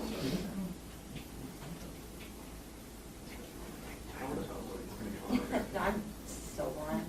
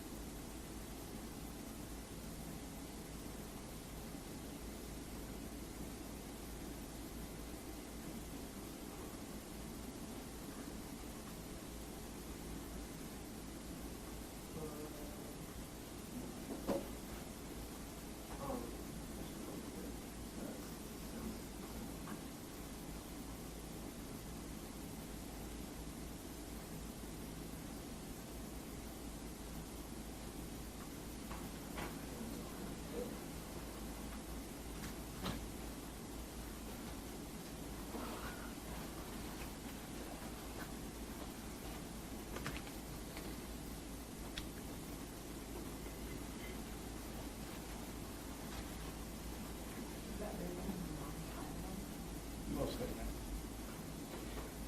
didn't put MDMs in there, I didn't put the MDM footage in the timeline, though, I get that separate, and I also, MDM. Detroit Metro. Those aren't signed.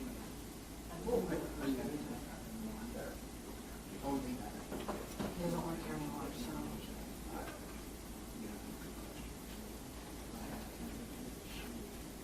Do that.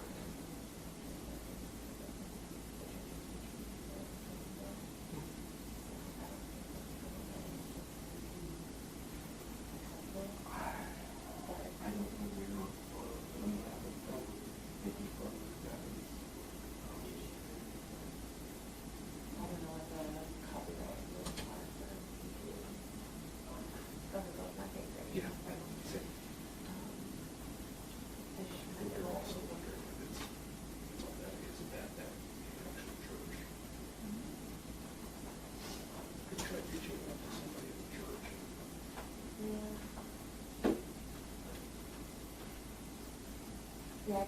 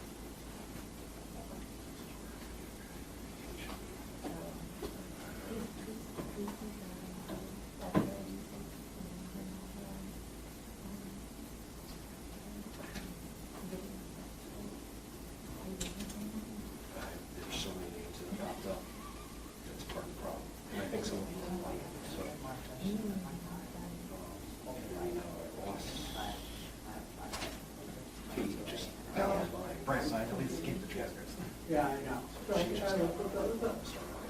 Oh, that time code's on there, right? Yeah.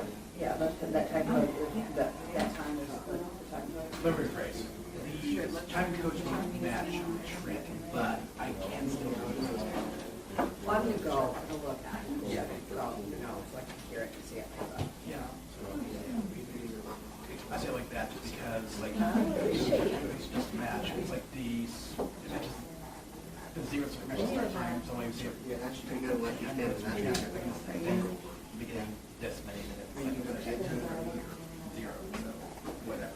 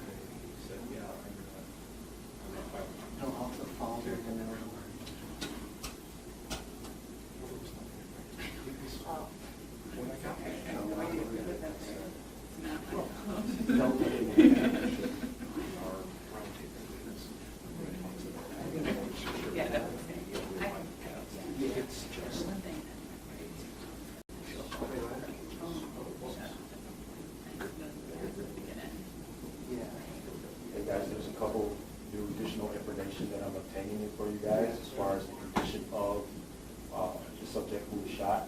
I'll be right back. Anything else? Like I said, I want to keep you guys updated No, that's as much great. as I could, Thank you. because I know you guys are going to wait, so I just wanted to get you guys that information too, okay? Okay, All right. thank you. We appreciate you.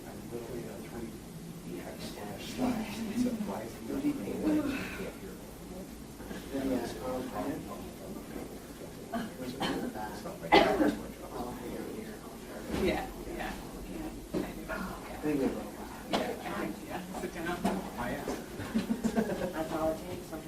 Well, I mean, if this was the IT, Who's your ass? basically you have to go to the health box, type of Trent, and then they'll they'll bring it up. No, you're good. And then ask about, hey, do you want this? So they say, yes, I want this, but then it goes to multiple corporate students. Eventually, it's Laura. One of these schools ever done it? Well, probably, I know Australia still requires a license for purchase or use, and believe me, I don't disagree.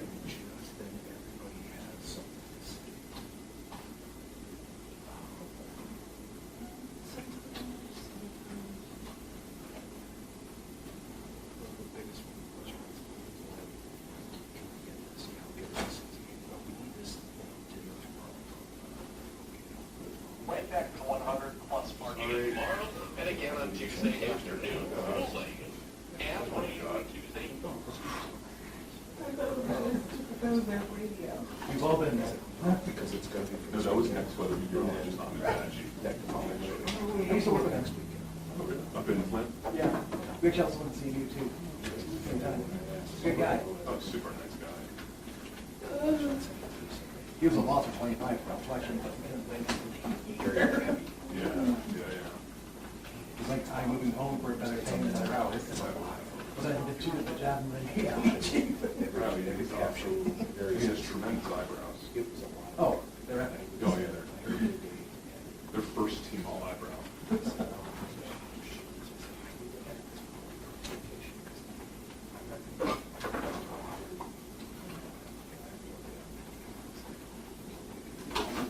Like I said too, I do on the CEU actually, so yeah, it's weeks. But there's like one time where, like one thing I'm kind of notorious for, if you will, is the simple fact that I often Oh, I know. Yeah. like wear shorts even when it's really cold outside. And one semester, when it finally snowed, around like late November, I finally sorry, I got back to work, changing the shoes. And I walked into like the studio where it's typically start. And I loudly heard, I told him the snow hits the ground. That's so funny. It turned out among all the other students there's a betting pool going on about when they'll stop wearing shorts and sandals. And it gets better. And when I relayed all of this to my coworkers that went by, I was like, well, I'm going to go, yeah, it got me $5. I'm like, wait, money changed hands? I mean, I know the word betting pool with you, what about this back? Just stay there until it's done. I cannot see it on my own.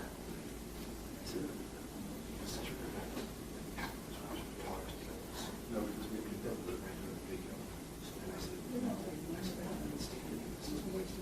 We know the real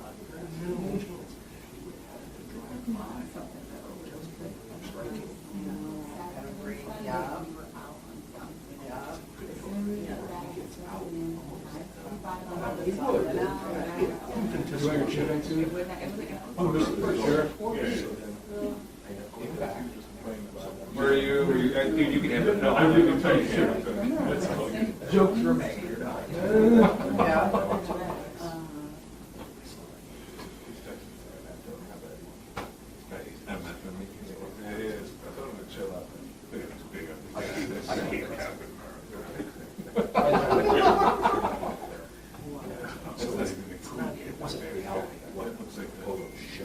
It looks like the old school one. The Jack Kirby one.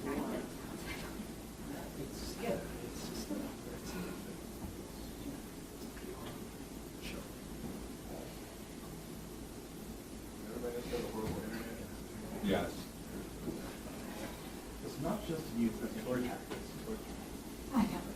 My photo is uploading like it's dial-up and it's 2003. And just like that, the sound out here every time I try to dial I feel like this is like 3G here.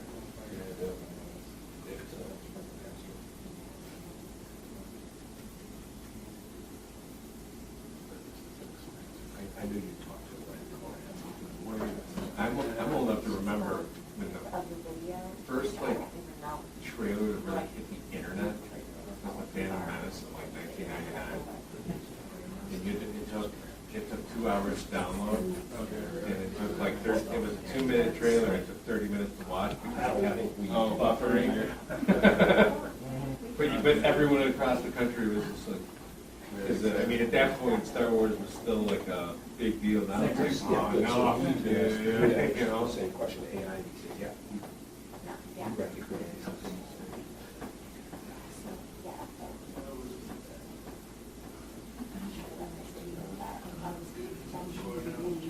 Dude, here, sit down. No. This is better. Fair enough.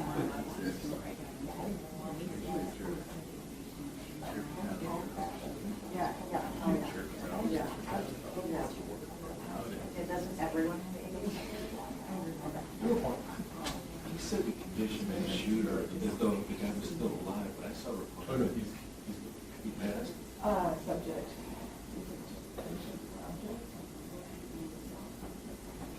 Oh, the security guard. Yeah, the security guard. Wait, apparently got shot in the shin. Okay, I didn't hear the legs. Oh, because I'm tired. So the pickup that was there, that's the pickup, the F-150? That's our guess. That was used to like That's our stop guess. him? That's our guess. I mean, I did see a tarp behind it too, so.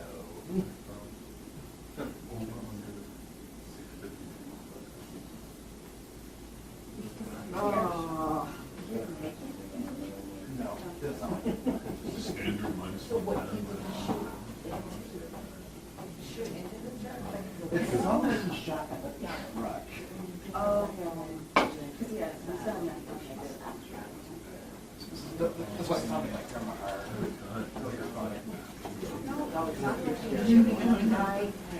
The church member got in, the Good Samaritan got into his car, the pickup truck, and went and took it down. Into the second. Yeah. Well, some people saw him walking towards the church arm. That's what he hit him with the truck. Well, the guy fired shots. Yeah. But you know how there's when you testify for it was very close, but not.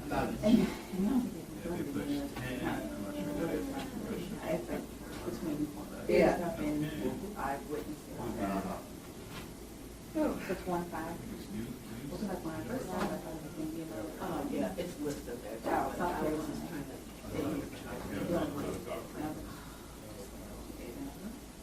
Yeah.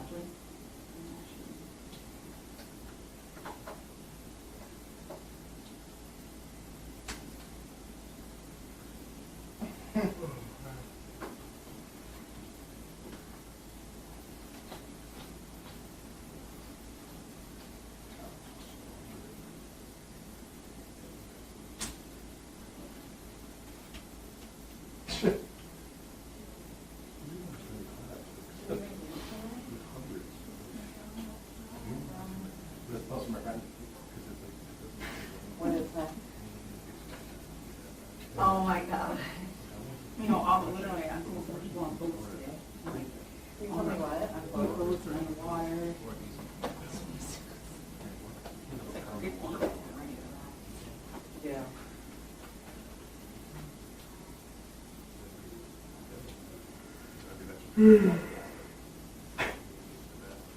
Speaking of Anna being Amen, the sun today. Or Mario. That's why we love him.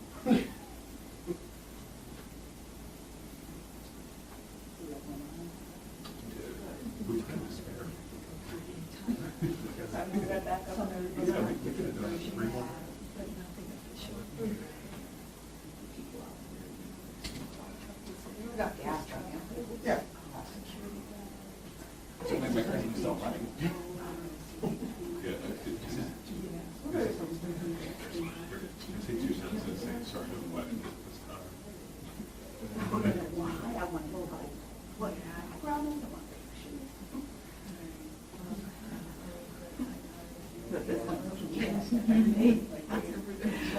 Oh my God.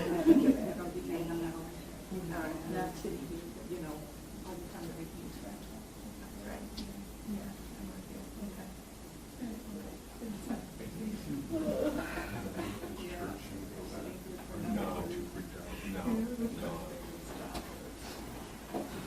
There's three other churches within a mile of it.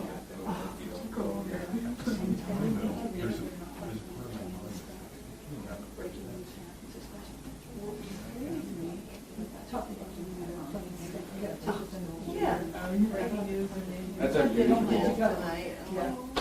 That's unusual.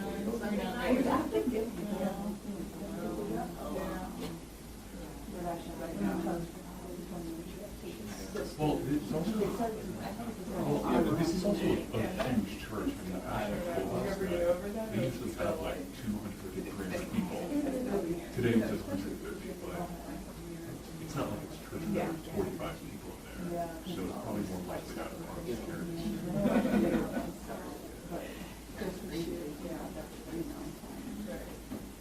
Sometimes I feel like he's hiding. That's interesting that they have security there.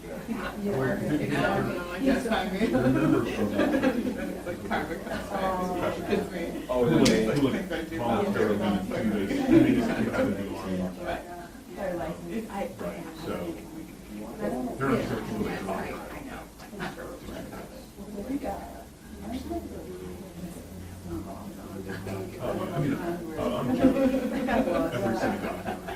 The JCC has hired a considerable number of ex-police officers, including a buddy of mine.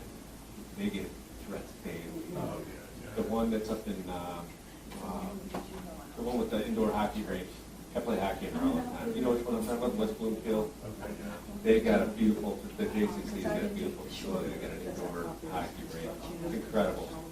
And so they were definitely at one point, 23 to 30 threats a day. So they hired, they really spent a lot of money and hired a whole entire team of guys. Yeah, most of it happened after the shooting in Pittsburgh.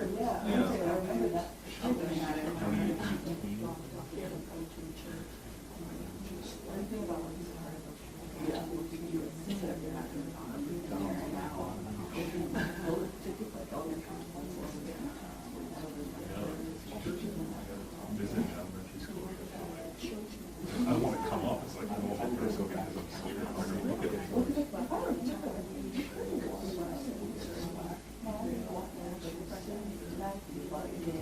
A lot of things changed when the new country better. Maloney Stevenson, a month ago, had an adult male just walked right into the building and got all the way to the cafeteria before he was noticed. But he wasn't armed. He was armed, and he was there to, allegedly he was armed, but he was there to physically confront a student that was there.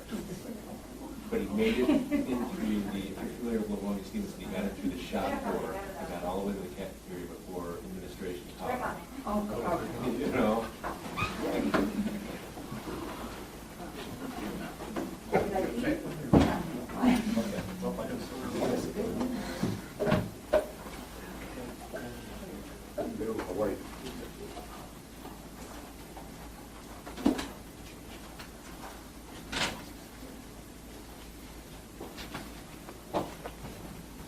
And good evening, everyone.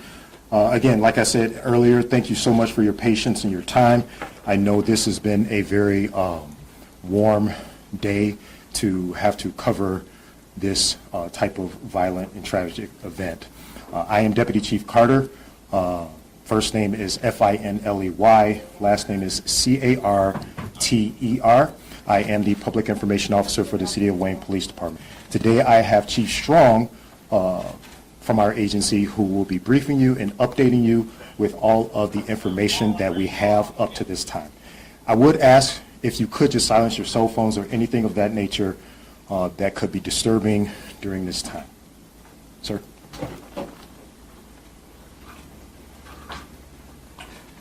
Thank you, Deputy Chief Carter. I'd just like to echo, I appreciate everybody's patience. I know we've been waiting for quite a while. I'm Chief Strong. My first name is Ryan, last name is Strong, Strong. So I'm going to give a brief statement, and I'd be happy to take any questions at the end. At 11:06 a.m., the Wayne Police Department received multiple 911 calls regarding an active shooter at Crosspoint Church, 36125 Glenwood. Crosspoint Church is a large church located on the north border of Wayne.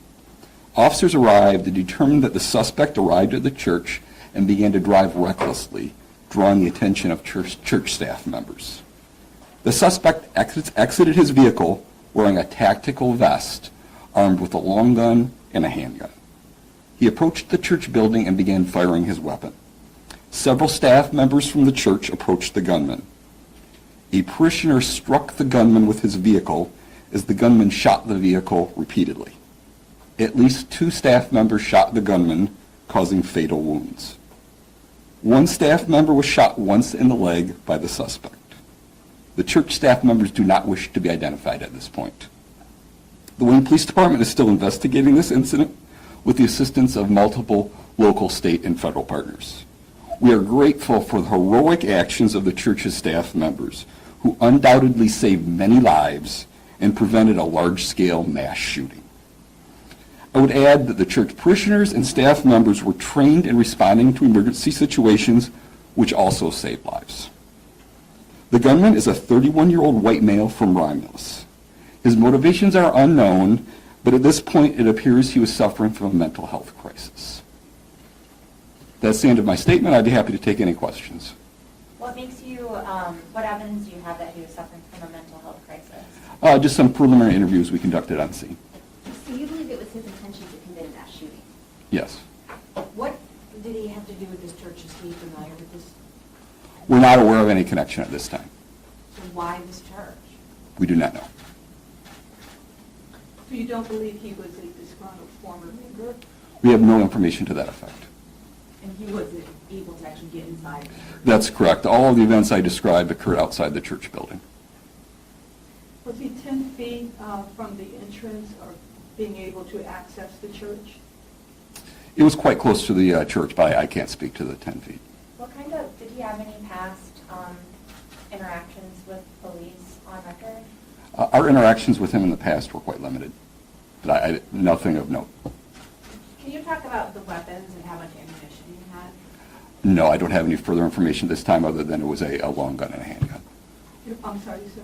A long gun, such as a rifle, and a handgun. What kind of prior criminal history does he have? I'm not aware of any. I know there's been talk, and I don't know if you've heard about this, is that he was posting photos of the church with ramblings about Christianity. Have you heard anything about that? I've heard rumblings about that as well, but we're in the early stages of our investigation, and we're not prepared to identify him at this point either. Did it seem like he had any accomplice or anyone else helping him? We have no information that anyone else was involved. I feel pretty confident that he was alone. So he never physically gone to the church, right? Correct. He'd never entered the church. And the person who was shot in the leg, that was a security guard? He was a church staff member.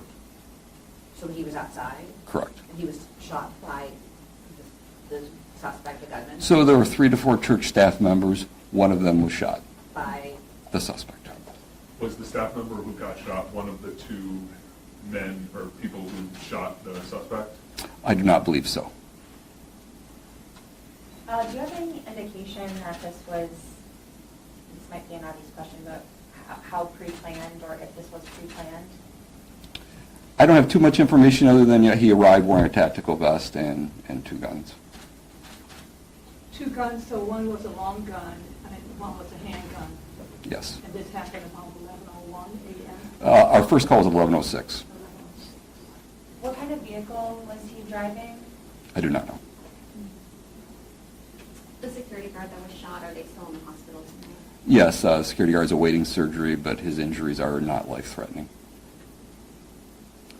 Okay, well, I appreciate everyone's time. I have one question. Sure. Are you aware that there is a male whose name is being put around on social media? I am aware. I don't intend to publicly speak the suspect's name. We'll certainly share with the media the name of the suspect via an email update if everyone wants to sign in on their way out. We'll certainly provide that, most likely within 24 hours. Can you just talk about the concerted effort from so many different agencies who all was out there? I would just say we were overwhelmed with support from state, local, and federal agencies. Folks are still helping us and answer normal calls for service because we're so overwhelmed. So just from the bottom of my heart, thank you. And again, just one more thank you to the church staff members. I'm telling you right now, their actions prevented dozens of people from being murdered today. So thank you for your time. Make sure to sign out so we can get you any updates. Thank you. Thank you. So real quick, just I want to reiterate what Chief Strong has discussed regarding the media sign-in sheet that I have placed on the back table here. I've also included my business card with that, and that has my direct contact information. It is best to email me with any additional questions that I may be able to provide to you. At this point, I will be able to share direct responses as it pertains to the suspect in this case once you reach out to me and when it's readily available. Thank you for your time, guys. Appreciate it. Do you all have a written press release? I'll be providing one. So you're going to be How do you emailing get those? that? Yes, ma'am. Email you? Yes, ma'am. You're going to email those to the media? Yes. Okay. Thank you. So we have to just put our email on Deputy Chief. Okay, I'm Summer with the news. Yeah, Appreciate thank you it. so much. Thank you guys so much. Thank you. Appreciate it. Thank you. No problem at all. Like I said, if you could just sign in.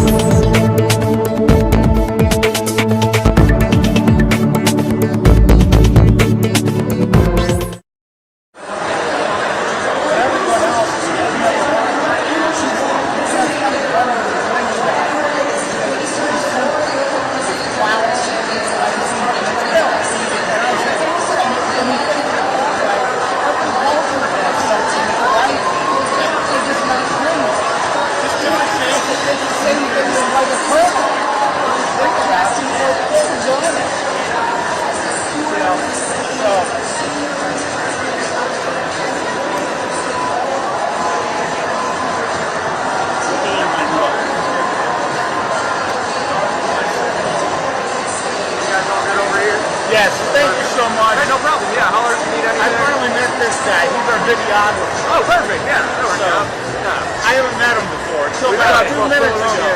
Oh, that's cool. Well, welcome. We're bringing people together. Thanks for bringing us Hey, have a great time. It's really Thank good. Yeah. I'll be floating around all night, but Melinda, Tina, and Danny can help out. All right, that's fine. And then this is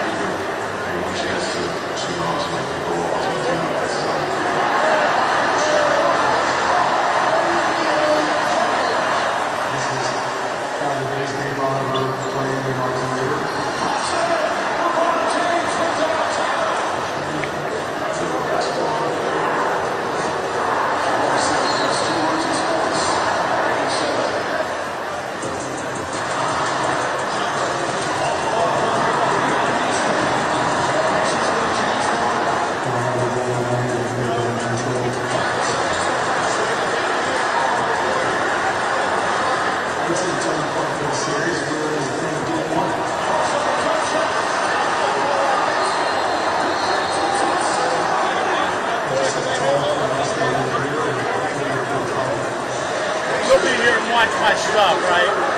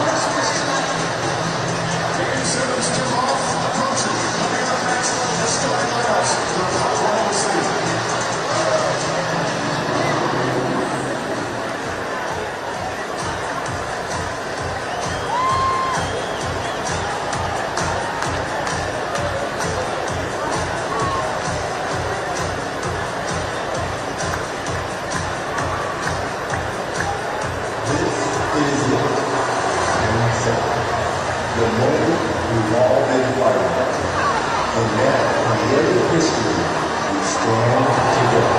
A team that our families that never stop, never stop believing. Others said we were not supposed to be this authentic. We saw destiny. They said we snuck in. We kicked the doors. On every front, every group, on the right to be understood. You never be known. We're not here for tonight, we run the enemy they never saw coming. It's about claiming everything we built together. It's about taking a will and turning our dreams into arrows. Tonight, a new champion will be crowned. Let's bring that awesome home to the community.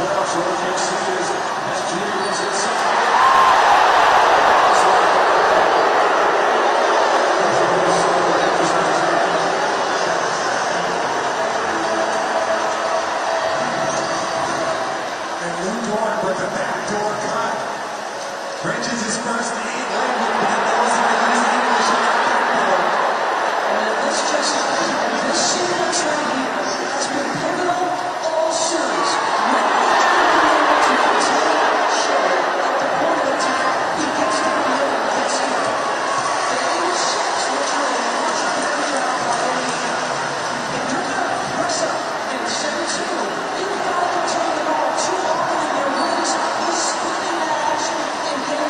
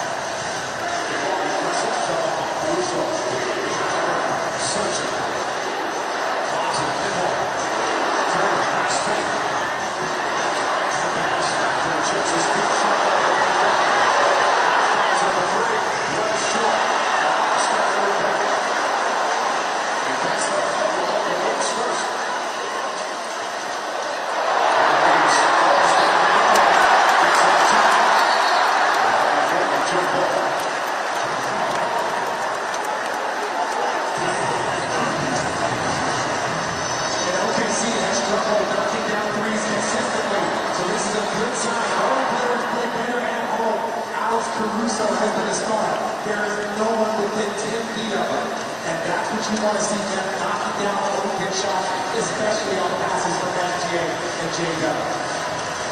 Officials going over to the scores table, probably check to see whether or not they should have reset the shot clock. Was there a team in possession? Right now, the shot clock says 24. Einstein and Newhart for the jump. Well, resetting it was not. Possession, so we'll put it back to 12.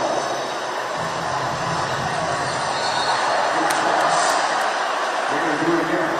Don't see that very often. Well, we saw a foul on the jump ball earlier in this series. So an official also made the foul. What's that? Williams is saying that Nembhard grabbed his wrist. I don't think that's what the officials are discussing. So they'll do it again. It's not the easiest thing. It might seem easy. But they get the toss. Others supposed to wait to the ball to the bench. That typically does not happen. Don't forget it. It's not all going down to 8. The 3-8 Canadian half court. He's past Turner. Picks it up to Russo. It's not a good look from Brady.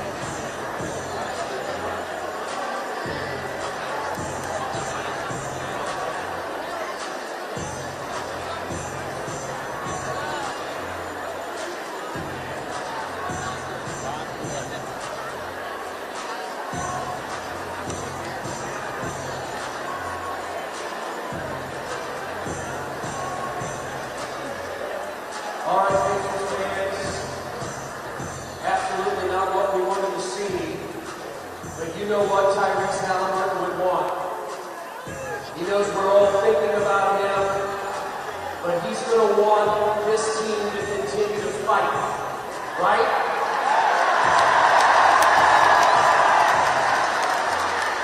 He is the leader of this team.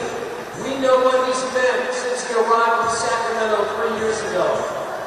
And he's going to need all of our thoughts and prayers, but he's going to want you to continue to fight so this team can still win an NBA title. I think back to all the games that I've done in my career since Tyrese has arrived. I remember the game in Miami a few years ago when he didn't play. I remember the game in Minnesota this year when the Pacers rallied to beat the Timberwolves. So stay with the Pacers fans. I know what we saw is just very tough. But Tyrese would want you to continue to cheer on his team, your team. Go Pacers!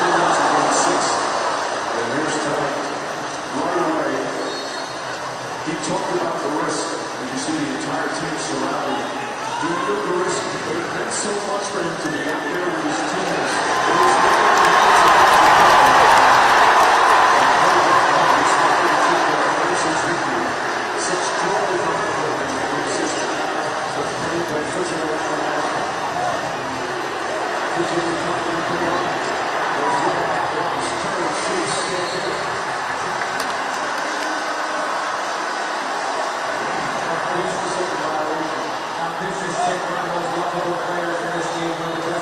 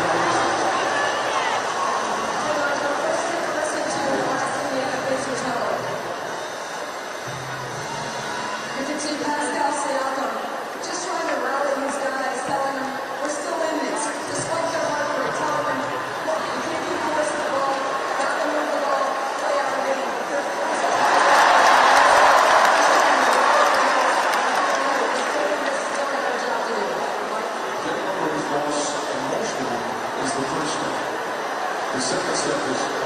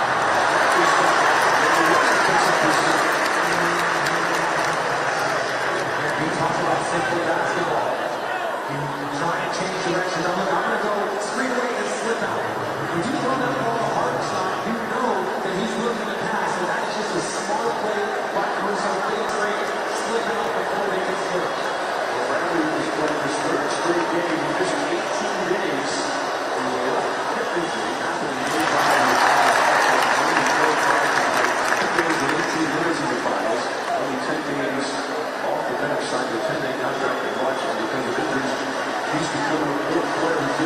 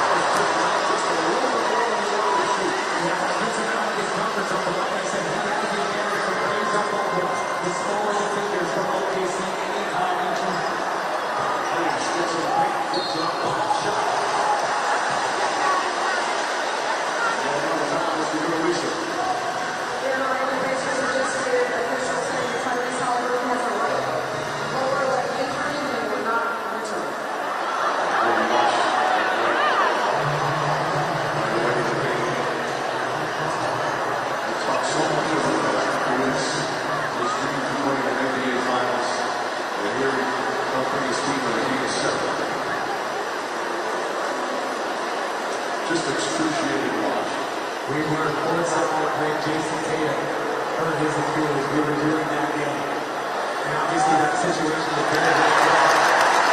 We're here in this moment, watching how this hair is taken out of the entire building. The building that is silent for the first time in all the games that we've ever been to. So the country fans,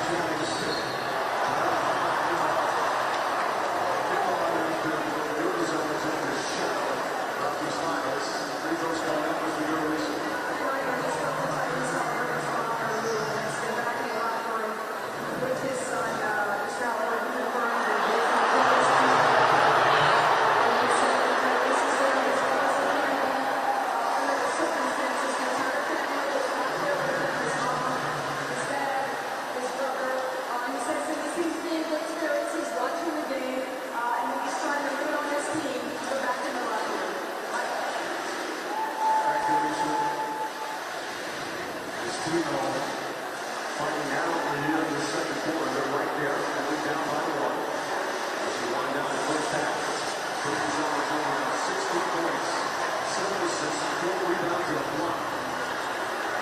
We got 9 lead changes there. Red Sox for more than any game this series. Shot clock in the game by nearly identical. 1 foul to give here. This ball falls out. So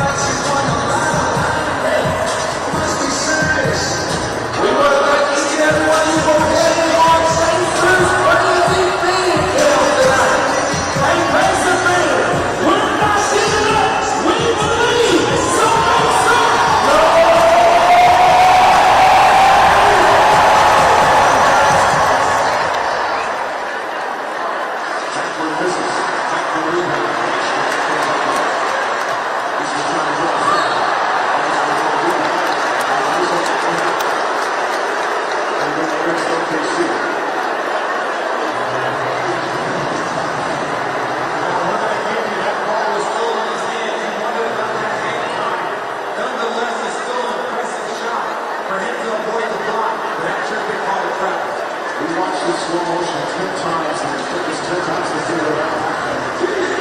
Once again.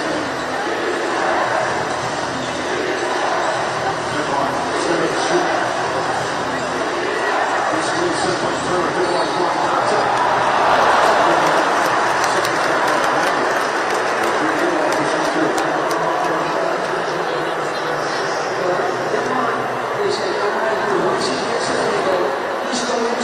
He's got the big arm, he's thinking score with contact. And one thing the Pacers have got to do here in the remainder of the time is cut their turnovers in. It's a 13-point turnover. We now said specifically,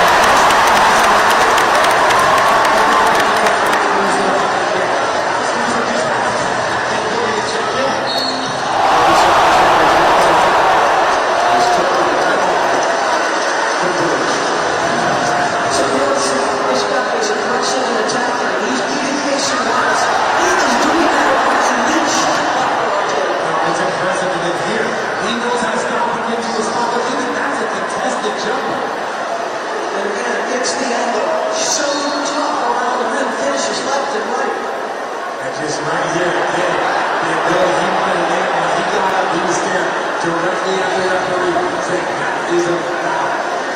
And Church, there's his step. He's just moved up as well. Church is he's one of the most smart, technical bench fouls in recent memories. He has been spectacular. And again, they'll put extra minutes with Howard out for the Achilles injury. Still having this discussion with Josh Kidd. As good as Algeria, 7 of 7 from the free throw line. Not an easy game there, he's an excellent free throw shooter.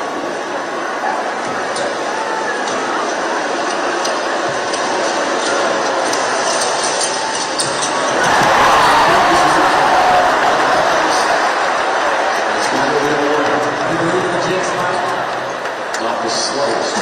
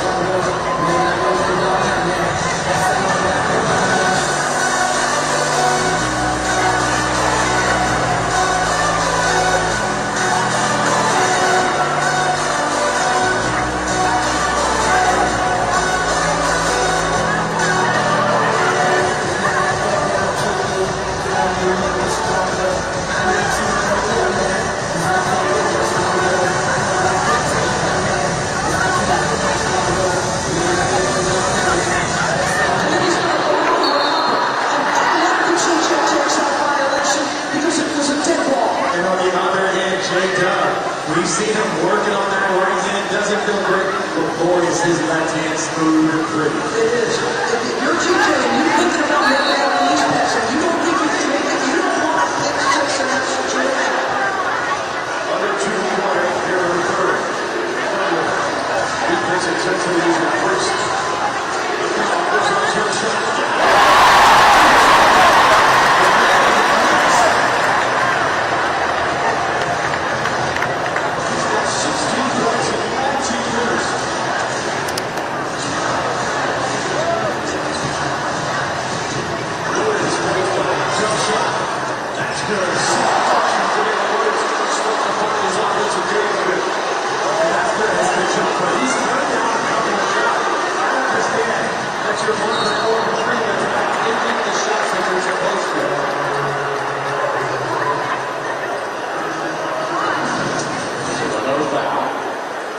Here, sneaking the pick and roll, step back, he got the big, another step back, and that's his sweet zone, that little labor. And McConnell just keeps his foot on the gas. He's got the bid, he's just going to dance him to the spot, get him back it up, and it pulls up nicely. Last foul, Jalen Williams, he has 4.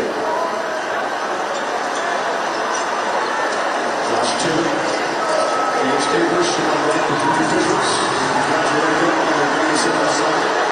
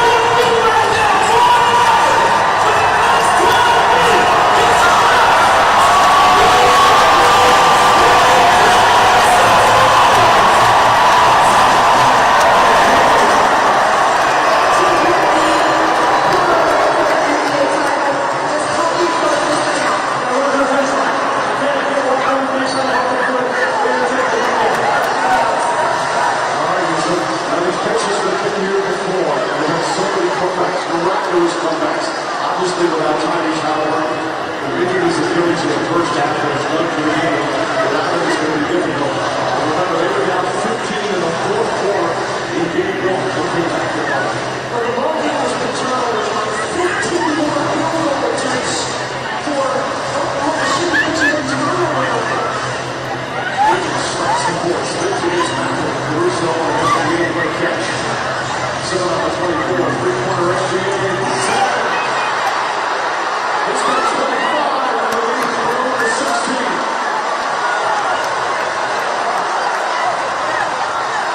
Easton, searching. Oklahoma trying to get on top. Easton. Open right back defense. It's still going to be in the ball. Lucas Alexander said, I touched you last night. Not challenge this. This is one who was trying to get on top. In this next 5 minutes, 4 or 5 minutes,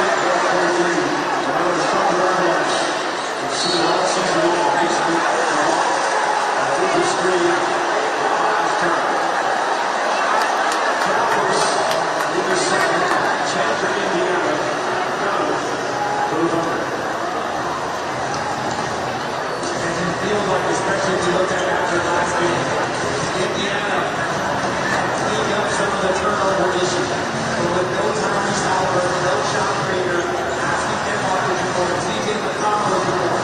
These guys are system guys that can come up here. But once they step out of it, mistakes can happen. Another shot at Chandler. Steps back, puts it up. Top of the road. Chance of blue. There's a lot of offensive rebounds in this game. 4-6.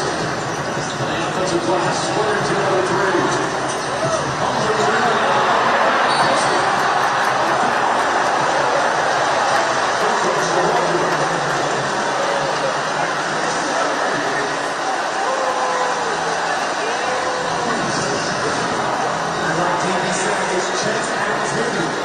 Rebounding outside of this area, going through. He's going to be mad because he knows he should have finished that. 12 points, 7 boards, 3 blocks. As Morris mentioned, just outstanding overall defense. ABC ESPN Wednesday is 2025 NBA Draft General State Ball. First round action. Eastern Time ESPN Thursday. Also on state on the second round. We're at 6 now. Russo back in. The lead up to 22. All returning from missing 50 games, 50 that is, with a fractured hip. This is on second.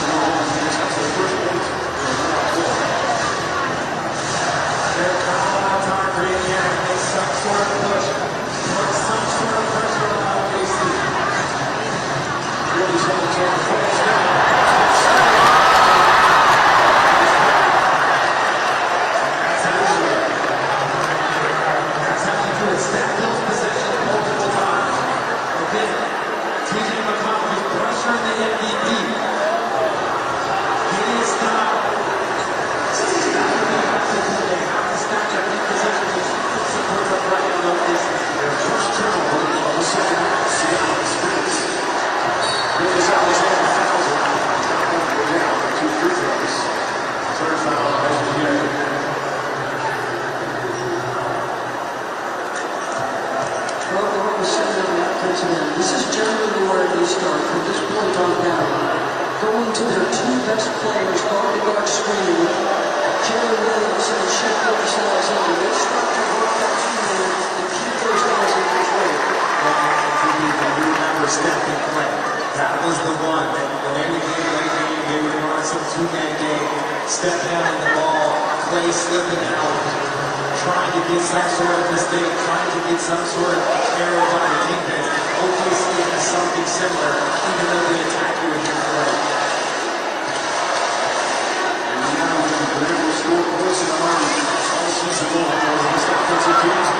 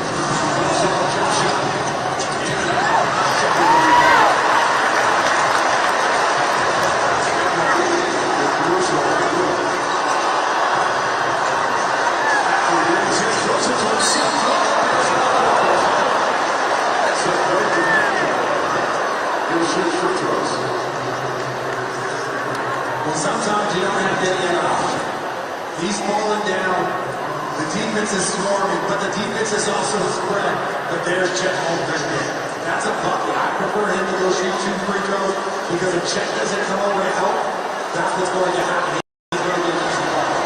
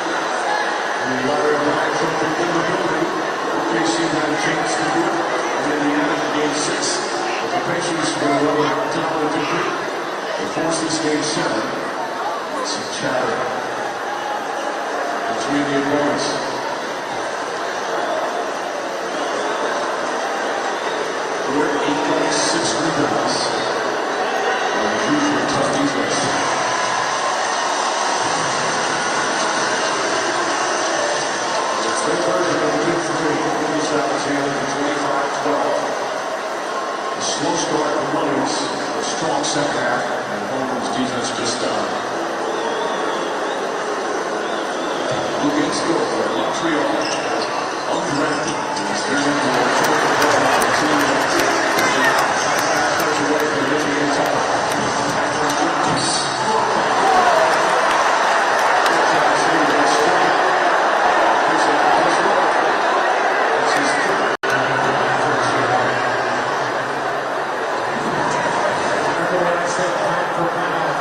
Luka is one of the strongest individuals. He is literally on the ball.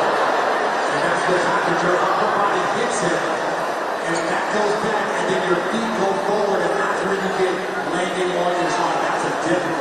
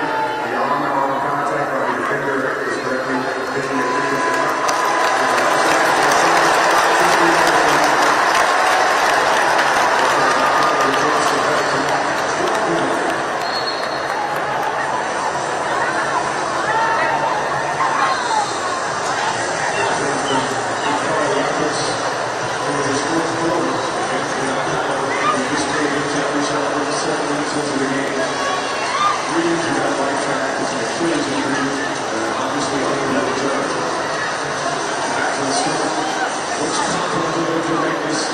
One more miraculous comeback. 8 points here in the fourth quarter.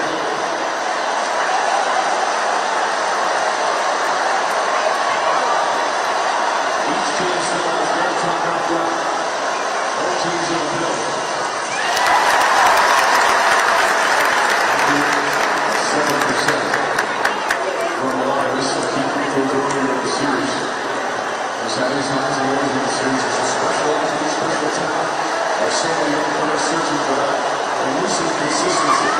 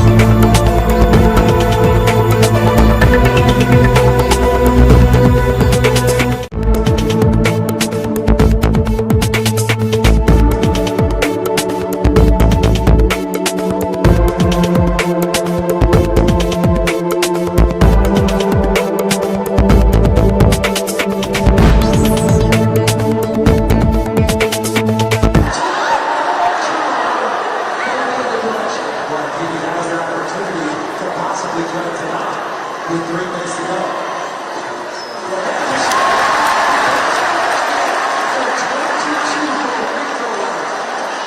This is 3. Otherwise, an outstanding game on the 7th floor for Minnesota. Grew up loving Kevin Garnett as his favorite player. He's been plagued by injuries, but his potential is limitless.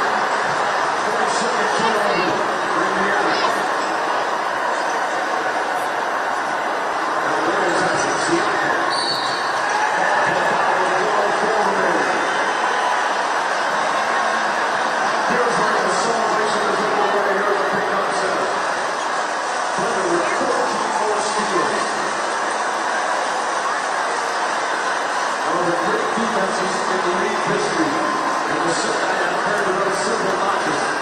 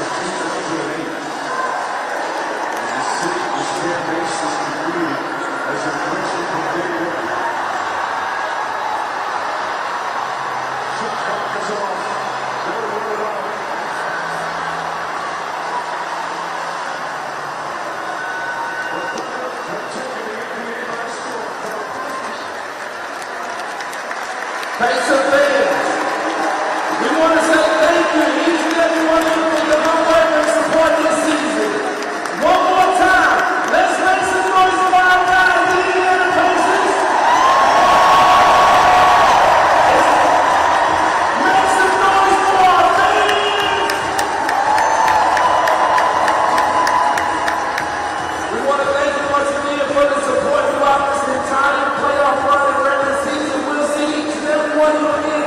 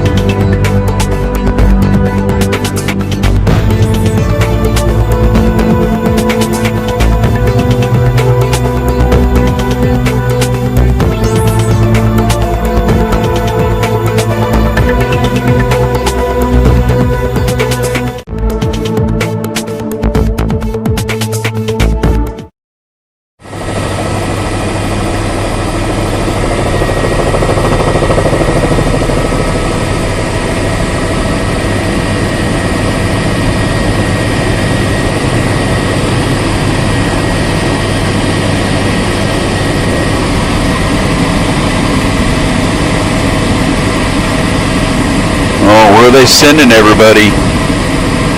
Are they trying to clear them out of the street, out of that intersection? Yep.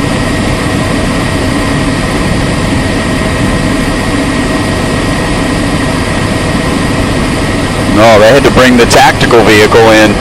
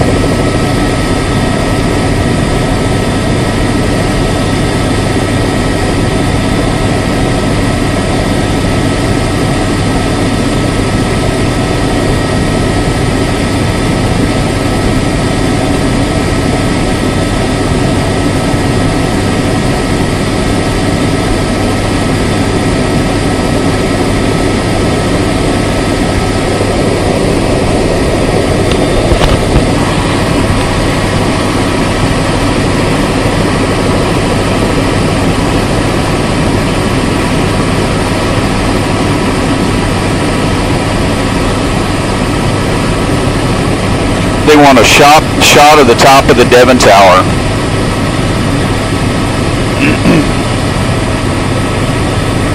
To the left. Come up right there.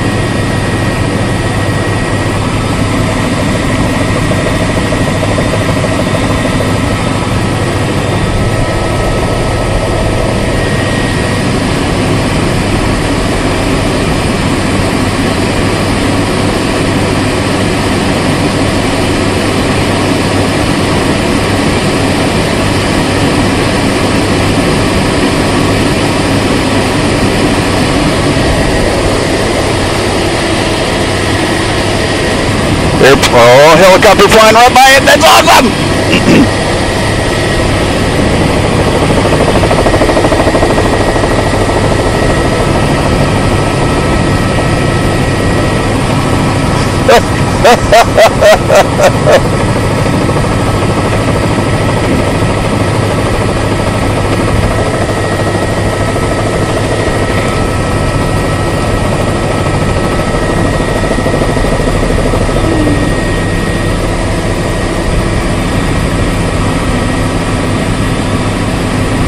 Yep, just lined. Oh, all those people going into the Devon area.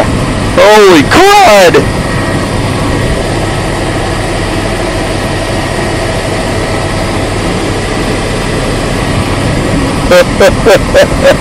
They're still flooding in.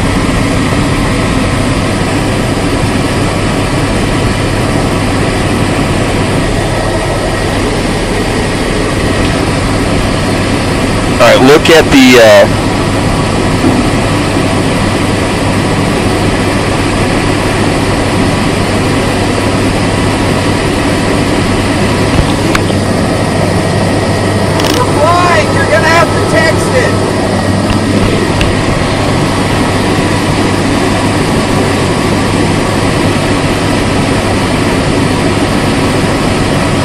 ballpark.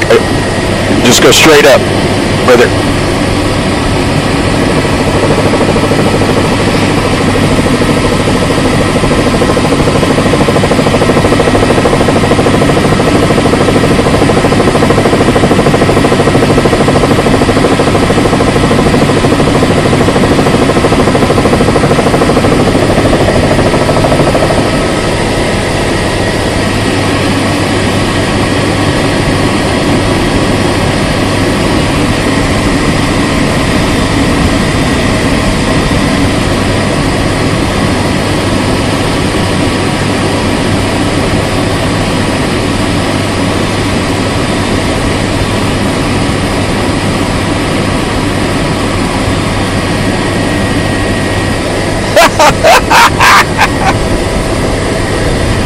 Oh man,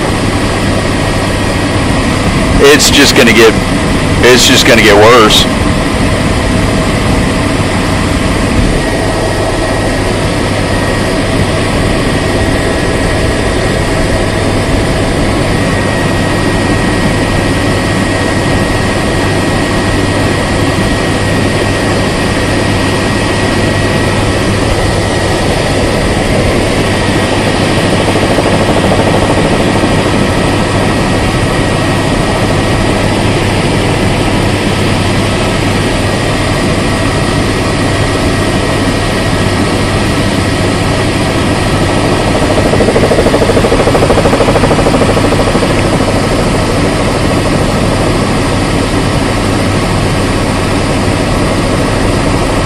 Okay, can you go to 18 on the gain?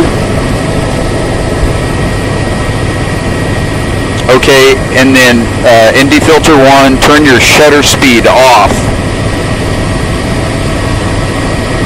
Oh, boom.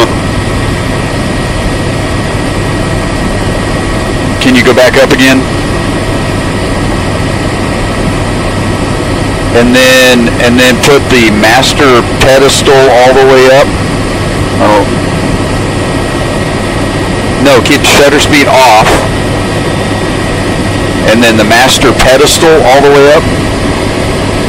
I don't either. But whenever you turn the shutter speed off, it got brighter, but can you,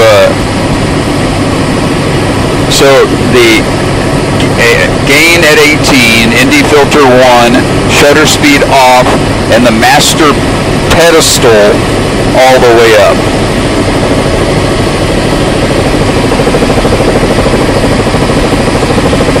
Oh, look at that. Oh, there you go. There you go. Yes!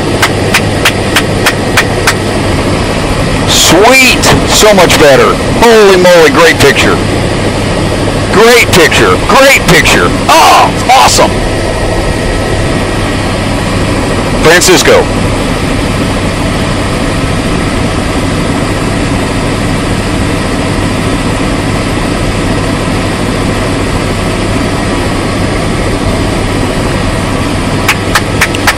Did Shea get MVP? Who got MVP?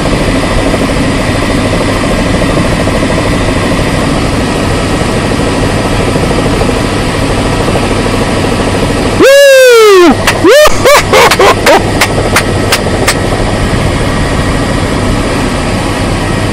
Holy moly!